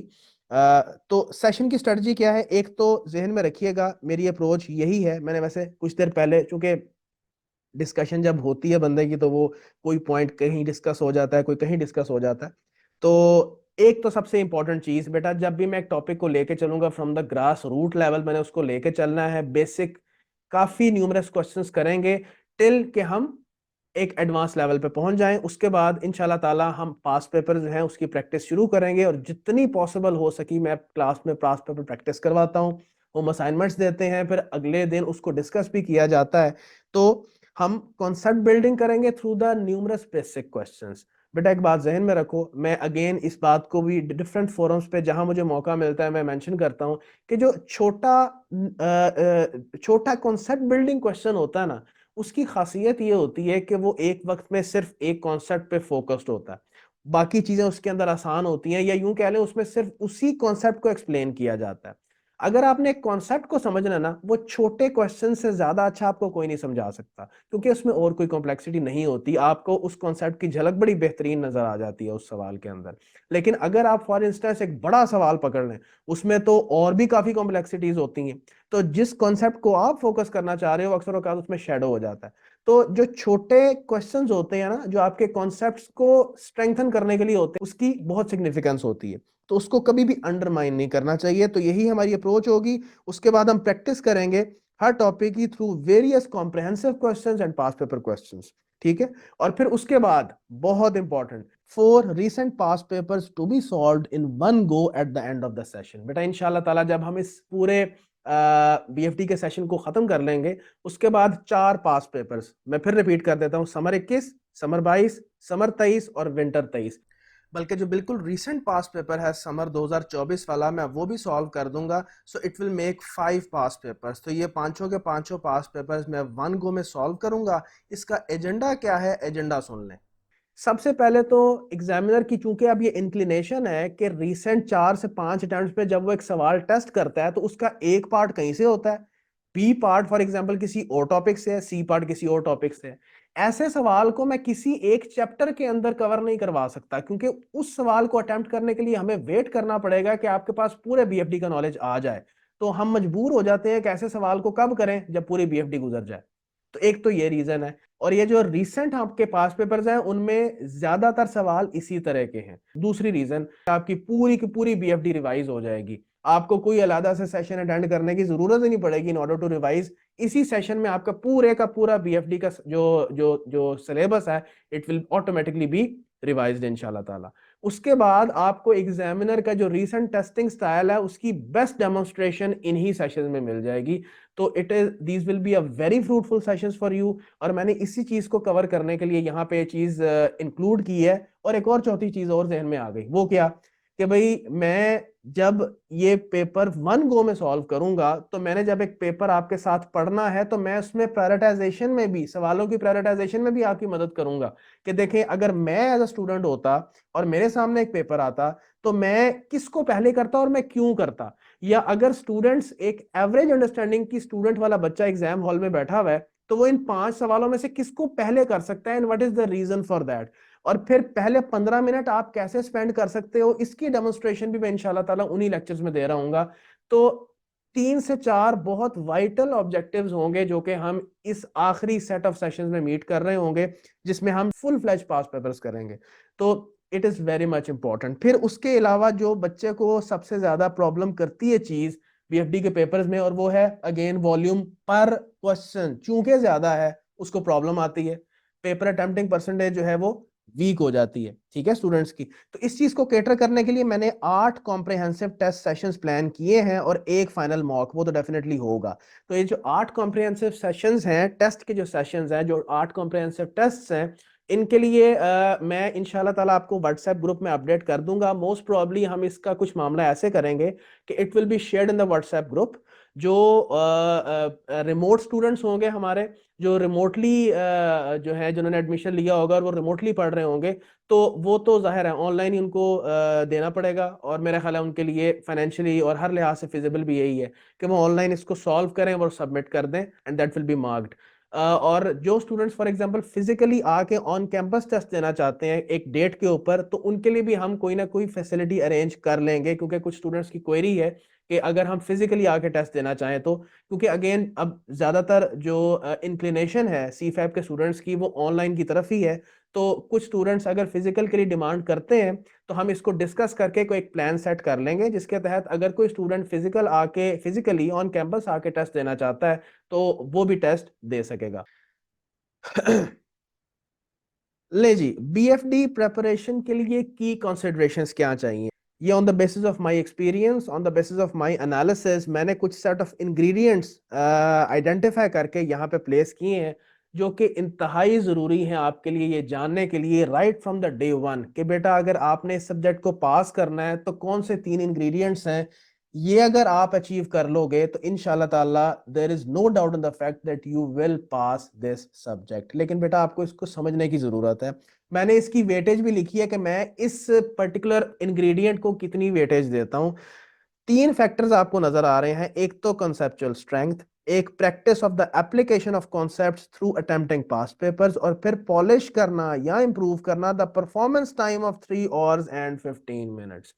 मेरे नजदीक 40% जो कंट्रीब्यूशन है आपकी कॉन्सेप्चुअल स्ट्रेंथ का है। और ये आपको किस चीज के लिए एनेबल करेगा, it will enable you to handle the questions from any attempt. बाज बच्चों की ना ये एक कह लें कि एक मिसकॉन्सेप्शन होती है, बल्कि मेरा ख्याल है काफियों की होती है, कि अगर मैंने रीसेंट पास पेपर्स या पिछले 10 साल के सारे कर लिए ना, इसका मतलब है मुझे सब ये सब्जेक्ट आता है। सर आपने 10 पिछले पास पेपर्स कर लिए ना, तो 11वां पेपर जिसमें आप अपीयर होंगे ना, उसमें कोई ऐसी चीजें आ जाएंगी जो कि तुमने शायद कवर ही नहीं की होंगी 10 पास पेपर्स में। बच्चों का one of the common flaws ये होता है कि वो पास पेपर्स को बेस बनाते हैं नॉलेज गेनिंग के लिए, जबकि बेटा नॉलेज गेन करने का जो सोर्स है वो आपकी किताब है। किताब से आपने नॉलेज गेन करना है, आपने पास पेपर से थोड़ी नॉलेज गेन करना है। बहुत से कॉन्सेप्ट्स हैं जो कि अभी शायद टेस्ट नहीं हुए। इसके अलावा एग्जामिनर के पास बहुत बड़ा कैनवस है, वो जब टेस्टिंग करने जाएगा वो पता नहीं किस किस बिजनेस मॉडल को उठा के अपने सामने रख सकता है। आपके लिए कोई बिजनेस, अभी कितने बिजनेस मॉडल्स मैं आपको टिप्स पे गिना सकता हूं जिस पे एग्जामिनर टेस्ट कर सकता है, लेकिन अभी तक उसने टेस्टिंग ही नहीं की। तो how will you handle that. आप कहते हो मैंने पिछले 20 सवाल कर लिए हैं, 21वें सवाल में सर ऐसी कोई एडिशनल चीजें होंगी कि आपकी सोच है?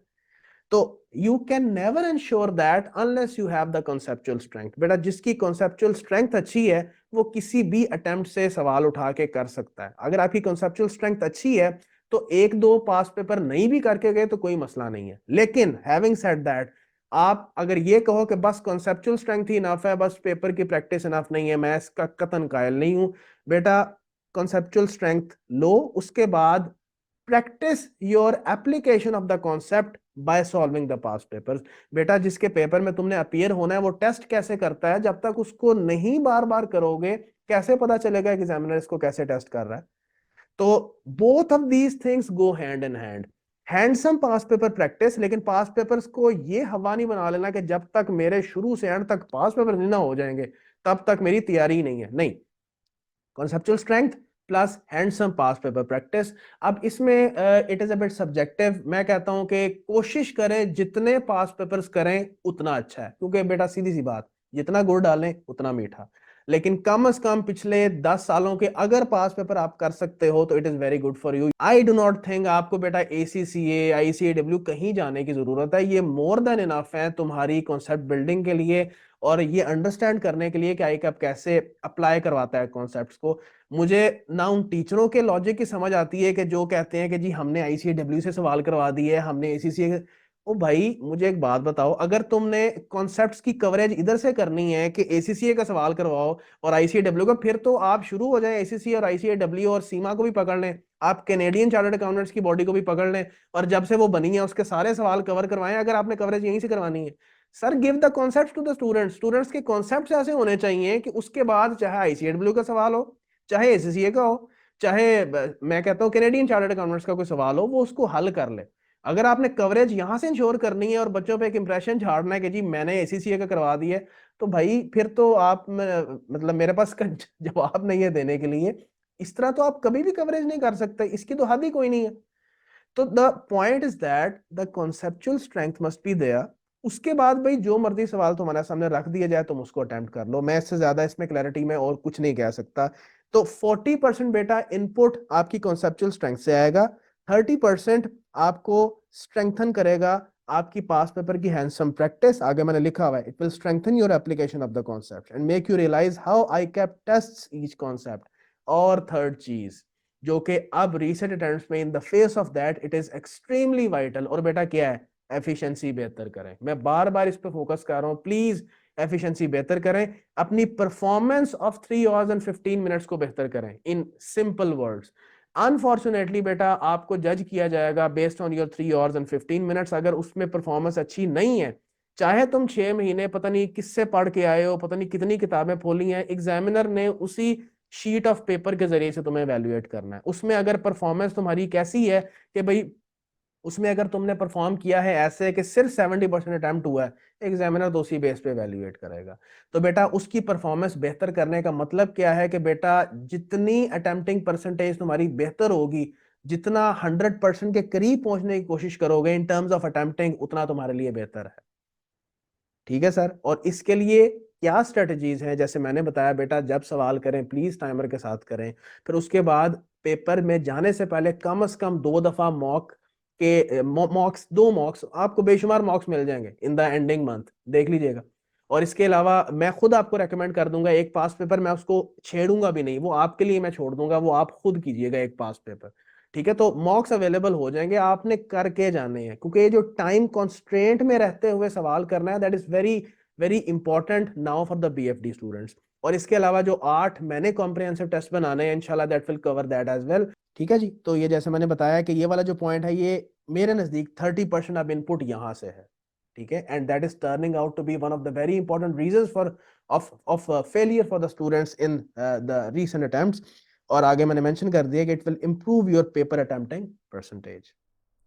जी, अब बात कर लेते हैं जी कोर्स कवरेज प्लान के ऊपर। जैसा कि क्लियरली स्लाइड के ऊपर मेंशन्ड है कि इंशाल्लाह 100% कोर्स कवरेज आपकी हो जाएगी अक्टूबर 31 तक। और इसमें शामिल हैं वो जो मैंने आपको बताया है कि लेटेस्ट 4 से 5 पास पेपर जो है वो मैंने सॉल्व करने हैं, तो वो इसके अंदर शामिल है। कंप्लीट पैकेज तब तक, टोटल लेक्चर्स 100% ये तब तक कंप्लीट हो जाएंगे तो आपके पास पूरा 1 महीना होगा बिफोर द एग्जामिनेशन कि आप अपनी पर्सनल तैयारी कर सकें। वैसे तो इट इज़ ऑलवेज रिकमेंडेड कि आपने साथ साथ इसको लेके चलना है। जो लेक्चर्स तुम अपने LMS पे देखते चले जाओगे, I will always recommend you कि साथ साथ काम करें, कोई चीज़ लैग में ना रखें। कोई होम असाइनमेंट्स मिल रही हैं तो साथ साथ करें और अपने रिवीजन का सेशन साथ साथ चलाएं। और इंशाल्लाह तुम्हारी जब ये क्लासेस शुरू होंगी तो मैं तुम्हें वक्त के साथ साथ स्ट्रेटजीज भी शेयर करता जाऊंगा कि जब तुम पास पेपर्स कर रहे हो तो तुम्हारी स्ट्रेटजी क्या होनी चाहिए और रिवीजन का प्लान तुम्हारा किस तरह से होगा, क्योंकि इतनी सारी चीज़ें शुरू में बता देना इतना ज़्यादा रिलेटेबल नहीं है।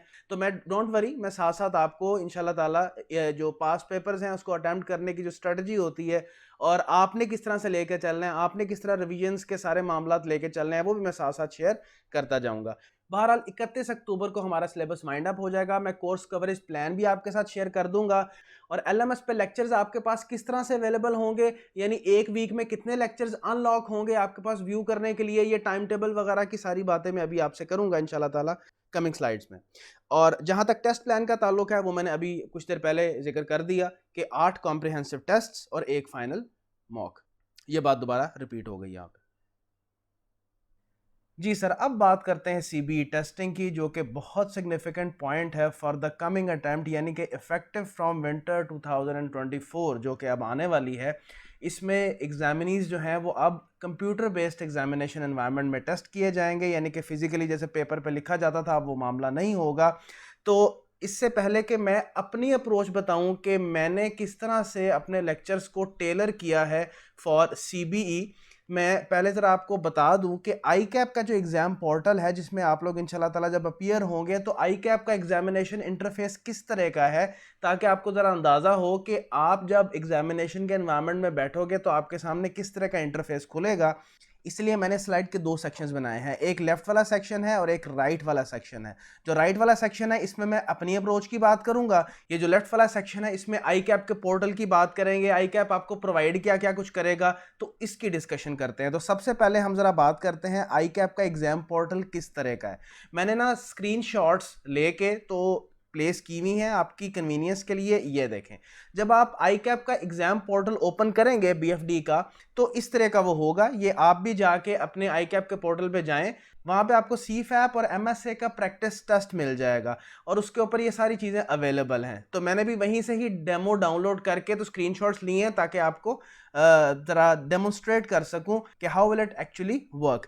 तो जब आप इसको ओपन करोगे तो स्टूडेंट ID और पासवर्ड होगा, वो आपने एंटर करना है। तो ये इस तरह की स्क्रीन ओपन हो जाएगी जिसके ऊपर सबसे पहले आपको इंस्ट्रक्शंस नजर आएंगी। ये देखें, आप देख भी सकते हैं, ये ऊपर डेमो लिखा हुआ है। फिर आप यहाँ पे देखें तो टॉप राइट पे ये टाइमर आपको नजर आ रहा है। तो जैसे ही आपका ये टेस्ट ओपन होगा तो आपका टाइमर चलना शुरू हो जाएगा। तो अगर हम आगे मूव करें तो ये देखें, ये सारी की सारी इंस्ट्रक्शंस उसने यहाँ पे मेंशन की हुई हैं। तो ये इंस्ट्रक्शंस का सेट है। तो जब आप इस एरो को क्लिक करोगे तो फिर आपका पहला सवाल ये देखें ओपन हो जाएगा। आप इस पे फोकस करें जो नीचे पूरी की पूरी विंडो है। ये देखें, this is going to be your interface, जिसके अंदर सवाल भी मौजूद है और जवाब दर्ज करने के लिए आपके पास शीट्स या कैलकुलेशंस के लिए स्प्रेडशीट अवेलेबल है। ये देखें, ये जो हमारा ये वाला सेक्शन है सारे का सारा, यहाँ पे हमें क्वेश्चन नजर आएगा। ये देखें, आपको इसके राइट पे और बॉटम पे स्लाइडर भी नजर आ रहा है ताकि आप इसको कंट्रोल कर सकें। So the left section of this will be allocated for your question. उसके बाद ये जो सेक्शन है इसको बोलते हैं जी RTF एडिटर, ठीक है। यानी कि यूं समझ लें, ये जो मैं जिसके इर्द गिर्द बाउंड्री ड्रॉ कर रहा हूं, this RTF editor is your final answer sheet.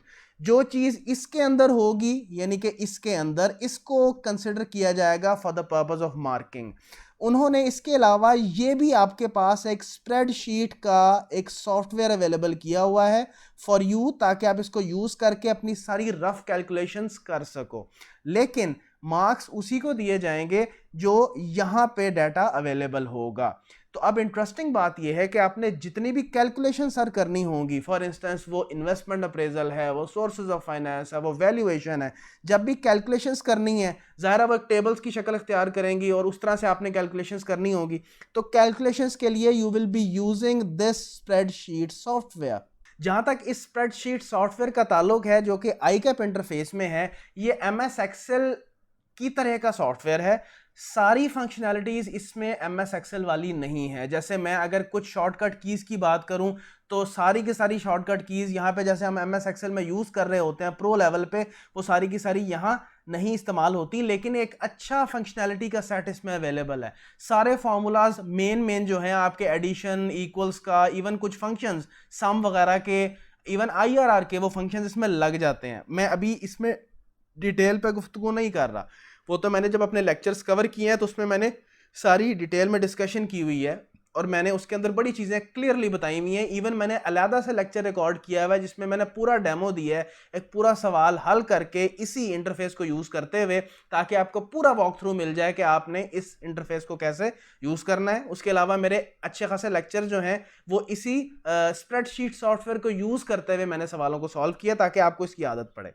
तो इंटरेस्टिंग बात यह है कि जब आप इस स्प्रेडशीट सॉफ्टवेयर पे एक सवाल, जैसे इन्वेस्टमेंट अप्रेजल का सवाल है, जब आप इस पे फॉर इंस्टेंस ये सारे का सारा कैलकुलेट कर लोगे और फॉर इंस्टेंस एनपीवी कैलकुलेट कर लोगे, निकाल लोगे, तो आप यहाँ से कॉपी करेंगे, इधर से इसको कॉपी करेंगे और कहाँ पेस्ट करेंगे सर, यहाँ से उठा के यहाँ पे पेस्ट करेंगे। और जब यहाँ पे पेस्ट किया जाएगा इसको, तो ये ऑटोमेटिकली टेबल की शक्ल में आके यहाँ पे पेस्ट हो जाएगा। उसके बाद आप उसके जो कॉलम्स हैं उनकी विड्थ को एडजस्ट कर सकते हो। अगेन अभी मैं इस लेवल पे सिर्फ इतनी ही बात करूंगा, मेरा मकसद सिर्फ ये है तुम्हें दिखाना कि किस तरह का तुम्हारा पोर्टल होगा जिसमें तुमने जवाब दर्ज करने होंगे। ये देखो टॉप पे तुम्हें नजर आ रहा है ये स्लाइडर, ये राइट का है, ये लेफ्ट का है। इन अदर वर्ड्स प्रीवियस या अगले सवाल पे जाने के लिए तुम इसको यूज कर सकते हो। तो ये आपको क्वेश्चन नंबर 1 का जो पार्ट ए है उसकी आंसर शीट नजर आ रही है। ये देखें आपको नजर आ रहा है क्वेश्चन नंबर 1 का जो पार्ट बी है उसकी आंसर शीट। ये आपको ये जो स्क्रॉल बार नजर आ रहा है, इसको यूज करके जब आप इसको स्क्रॉल डाउन करेंगे तो ये भी रिवील हो जाएगा। ठीक है सर। तो बहरहाल ये आपकी आंसर शीट है main, that will be considered for the purpose of awarding you the marks. जो चीज यहां पे लिखी रह गई और ये RTF डॉक्यूमेंट में कन्वर्ट ना हुई, उसके अगेंस्ट कोई मार्क्स अवार्ड नहीं होंगे। ये आईकैप की लेटेस्ट गाइडेंस के मुताबिक मैं आपको बता रहा हूं। हाँ, ड्यूरिंग द सेशन अगर आईकैप की तरफ से कोई मजीद रिलैक्सेशन आ गई इसके ऊपर तो मैं कुछ कह नहीं सकता, अभी तक की यही डिटेल है। तो ये तो है सर आईकैप का इंटरफेस। ये आपको इंटरफेस प्रोवाइड किया जाएगा। ओपन बुक तो ये है कोई नहीं, लेकिन इसके साथ आपको प्रोवाइड की जाएगी आईकैप की तरफ से एक फॉर्मूला गाइड, इसको फॉर्मूला शीट भी कहते हैं, फॉर्मूला बुक भी कह सकते हैं। ये आपको अवेलेबल होगी, मैं उसकी भी शक्ल आपको दिखा देता हूं। ये देखें सर आईकैप की फॉर्मूला गाइड, ये देखें, ये आपको यहाँ पे इसके टेबल ऑफ कंटेंट्स नजर आ रहे हैं, सारे के सारे फॉर्मूलाज, उसका इंडेक्स बनाया हुआ है और उसके पेज नंबर्स दिए हुए हैं। ये सारे का सारा टेबल ऑफ कंटेंट्स है। ये देखें यहाँ से फार्मूलाज आने शुरू हो गए हैं, यानी कि आपको एटलीस्ट फार्मूलाज को रटने की जरूरत नहीं है। वैसे तो मैं हमेशा बच्चों को कहता हूँ, जब इवन ओपन बुक एग्जामिनेशन भी था, कि जब आपने इतने सवाल करने हैं तो बाखुदा कभी ज़रूरत पड़ती नहीं है, ना आपको फार्मूलाज देखने के लिए किताब खोलने की ज़रूरत पड़ती है, ना आपको कोई कॉन्सेप्ट वगैरह देखने की ज़रूरत पड़ती है। लेकिन वैसे आप इसको एज अ फैसिलिटी कंसिडर कर सकते हैं कि फार्मूलाज में आईकैप की तरफ से फैसिलिटेशन अवेलेबल है। तो आप इसी तरह चलते जाएं आगे तो आपको सारे फार्मूलाज नज़र आ जाएंगे। नाम है, आगे फार्मूला लिखा हुआ है, इस तरह चलते जाएं तो ये आपके सर 67 फार्मूलाज बनते हैं। ठीक है, तो this is the booklet that will be available to you. इसके अलावा आपके पास कोई मवाद अवेलेबल नहीं होगा, कोई किताब वगैरह कोई सीन ऐसा नहीं है। तो ये देखें, एक तो मैंने बात कर ली आईकैप के एग्जाम पोर्टल की, फिर मैंने बात कर ली कि BFD के फॉर्मूला गाइड आपको अवेलेबल होगी, और मैं एक तीसरी चीज़ की तरफ बच्चों की तवज्जो दिलाना चाहूँगा, और वो ये है कि बेटा ज़रूर इस बुकलेट को पढ़ लीजिएगा, जो कि क्या है, guidance on exam software for examinees, जो कि आईकैप की तरफ से बुकलेट है। मैं इसकी भी शक्ल आपको दिखा देता हूँ और आपको ग्रुप में ना शेयर कर देता हूँ। BFD की फॉर्मूला शीट या फॉर्मूला गाइड की बुकलेट भी शेयर कर देता हूँ, और गाइडेंस ऑन एग्जाम सॉफ्टवेयर जो है वो भी आपको मैं शेयर कर देता हूँ। वैसे मैं आपको इसकी शक्ल दिखा देता हूँ, जो कि सारी गाइडेंस है कि आपने इस सॉफ्टवेयर को कैसे यूज़ करना है। एक एक चीज़ बच्चे को वॉक थ्रू करवाई हुई है, मैं ये दिखा देता हूँ आपको। ये देखें जी, guidance on examination software for examinees. ये अगर हम आगे चलें तो हमें इसके सारे के सारे कंटेंट्स यहाँ पे मिल रहे हैं कि भाई किस टाइप के क्वेश्चंस को आपने किस किस तरह से हैंडल करना है। अदर फंक्शंस एंड फीचर्स पे भी उसने बात की हुई है। तो ये देखें, पूरी की पूरी बुकलेट है in order to facilitate the students कि उन्होंने किस तरह से सॉफ्टवेयर को यूज़ करना है। तो ये भी मैं आपसे शेयर कर दूंगा, ये आपके पास होना चाहिए, क्योंकि अब आपका पूरा का पूरा CFAP और MSA CBE है। ठीक है सर। तो सर अब हम ये बात कर लेते हैं कि इस चीज़ को कैटर करने के लिए मैंने अपने लेक्चर्स के साथ क्या नया किया है। सर हम अगर टोटल ट्रैक लें अपने सारे लेक्चर्स का तो मेरे टोटल लेक्चर्स हैं सर 54। इसके अंदर शामिल हैं वो 4 से 5 लेक्चर्स जिसका मैंने अभी जिक्र किया है कि वो आखिरी 4 से 5 लेक्चर्स होंगे, और हर लेक्चर तकरीबन 3.5 पौने 4 घंटे का है आखिरी वाला, क्योंकि उसमें मैंने पूरे का पूरा पास पेपर सॉल्व किया हुआ है। ठीक है, तो ये टोटल बनते हैं 54 लेक्चर्स। इन 54 लेक्चर्स में से पहले 10 लेक्चर्स और आखिरी 5 लेक्चर्स, आखिरी 5 लेक्चर्स में क्या शामिल है, लेटेस्ट बीएफडी पास पेपर्स।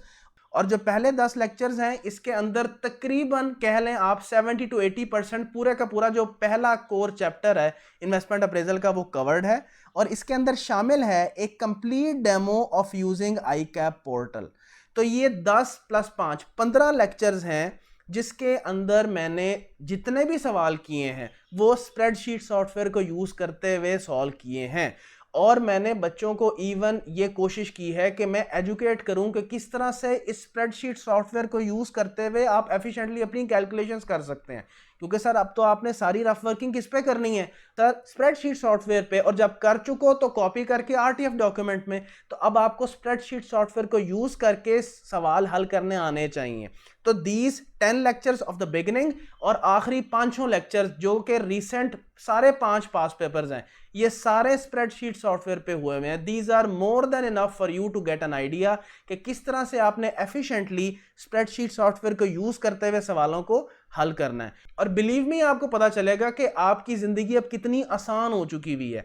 यकीन माने कि बहुत सी वर्किंग्स जो कि बच्चे कैलकुलेटर पे करते थे, लिख रहे होते थे, सिंपल ऐड करना होता था 5-6 वैल्यूज को, तो कितने मैथमेटिकल एरर्स होते थे। अब तो वो टेंशन ही कोई नहीं है, तुमने इज इक्वल टू करना है, सम का फंक्शन लगाना है, सारी वैल्यूज खुद ही ऐड हो जाएंगी। It is a blessing for a student जिसने कैलकुलेशन बेस्ड पेपर करना है। बिलीव मी, यही अब आप मेरे नज़दीक अगर एक बच्चे को मैनुअली लिख के जब वो सवाल कर रहा होता था, अगर उसको 40 मिनट लगते हैं, तो मेरा ख्याल है अब उसका टाइम कुछ नहीं तो 20 मिनट में वो सवाल को हैंडल आराम से कर सकता है। बस आपने प्रैक्टिस जो है वो आप हाथ से लिख के नहीं करनी, आप या तो एक्सेल बेस्ड सॉफ्टवेयर को यूज करें उन्हीं लिमिटेशंस को ज़हन में रखते हुए जो कि आई कैप की स्प्रेडशीट सॉफ्टवेयर की लिमिटेशंस हैं, या आप आई कैप के स्प्रेडशीट सॉफ्टवेयर के ऊपर ही उसको सॉल्व करें, ये भी एक तरीकेकार है। बहरहाल इस पे मैंने अलग से डिस्कशन की हुई है, मैं उसको यहाँ मौजूद बहस नहीं बना रहा। जो मैंने डेमो दिया हुआ है, जो मैंने लेक्चर्स रिकॉर्ड किए हुए हैं लेटेस्ट अप्रोच के ऊपर, सीबी अप्रोच के ऊपर, उसमें मैंने बहुत गाइडेंस दी है बच्चों को कि हम कैसे कैसे इस सॉफ्टवेयर को इस्तेमाल करते हुए, इस स्प्रेडशीट सॉफ्टवेयर को इस्तेमाल करते हुए अपने सवालों को हल कर सकते हैं। सो 15 लेक्चर्स आर देयर जो कि आपका कवर करता है। अगर मैं लेक्चर टाइम की बात करूं, अभी तो मैंने ऊपर नंबर ऑफ लेक्चर्स के हिसाब से बात कर ली ना कि 54 में से 15 लेक्चर जो हैं वो आपके सीबी एनवायरनमेंट के हिसाब से हैं। तो अगर मैं टाइम कवरेज के हिसाब से बात करूं ना, तो ये तकरीबन 35 से 40% का मेरा टोटल बीएफडी का लेक्चर टाइम बनता है, क्योंकि ये आखिरी 5 लेक्चर्स और पहले 10 लेक्चर्स। पहली बात, ये 15 लेक्चर्स इफेक्टिव लेक्चर्स हैं। इफेक्टिव लेक्चर से क्या मुराद है, इसमें कोई आपको टाइम वेस्टिंग एक्टिविटी नहीं नजर आएगी। फॉर एग्जांपल, बच्चों को कोई सवाल हल करने के लिए दे दिया तो वो भी टाइम बीच में 20 मिनट रिकॉर्ड हो गया, या इसके अलावा टीचर का आना जाना, वाइट बोर्ड रब करना, ये सारी चीज़ें, या गैप्स हो गए किसी किस्म के, कोई गैप्स नहीं है, 100% इफेक्टिव है। ठीक है, और आखिरी 5 लेक्चर्स की जो टाइमिंग है वो मैंने अभी बताया आपको, 3.5 से पौने 4 से 4 घंटे है। सो टोटल अगर टाइम कवरेज के हिसाब से बात करूं तो आपके पूरे बीएफडी का जो आपका सेशन है उसके टोटल लेक्चर टाइम की बात करूं तो उसका 35 से 40% का टाइम ये कवर करता है। तो again it is more than enough for you to prepare for your CBE exam. बाकी जब आप लेक्चर्स लेने शुरू करोगे तो मैंने जगह जगह डिटेल में गाइडेंस बच्चों को दी है कि इस सवाल को आप कैसे हैंडल कर सकते हैं, इसके लिए साइट पे कैसे कैलकुलेशंस परफॉर्म कर सकते हैं, ये काम ऐसे करेंगे तो ज़्यादा एफिशिएंट होगा, ये फंक्शनैलिटी आपके आई कैप के सॉफ्टवेयर में नहीं है लेकिन एक्सेल के सॉफ्टवेयर में है, ये काम एक्सेल में भी कर सकते हो, वहाँ पे भी कर सकते हो। बहुत तरह की गाइडेंस मैंने बच्चों को प्रोवाइड की है वाइल सॉल्विंग द क्वेश्चंस। तो सर इंशाल्लाह आपका व्हाट्सएप ग्रुप जो है वो क्रिएट कर दिया जाएगा विंटर 2024 का। तो इसमें आप जब एक दफ़ा जब आपका एडमिशन हो जाए तो आप मेक श्योर करें कि आप इस ग्रुप का पार्ट हों, क्योंकि फ्रॉम टाइम टू टाइम अगर किसी सवाल का सोल्यूशन है जो कि मैंने खुद प्रिपेयर किया है, मैंने अगर शेयर करना है तो मैं इसके ज़रिए से शेयर करूँगा। मेरी अगर कुछ अनाउंसमेंट्स हैं तो यहाँ से आप तक पहुँचेंगी, मैनेजमेंट ने कुछ कम्युनिकेट करना है तो आप तक पहुँचेगा।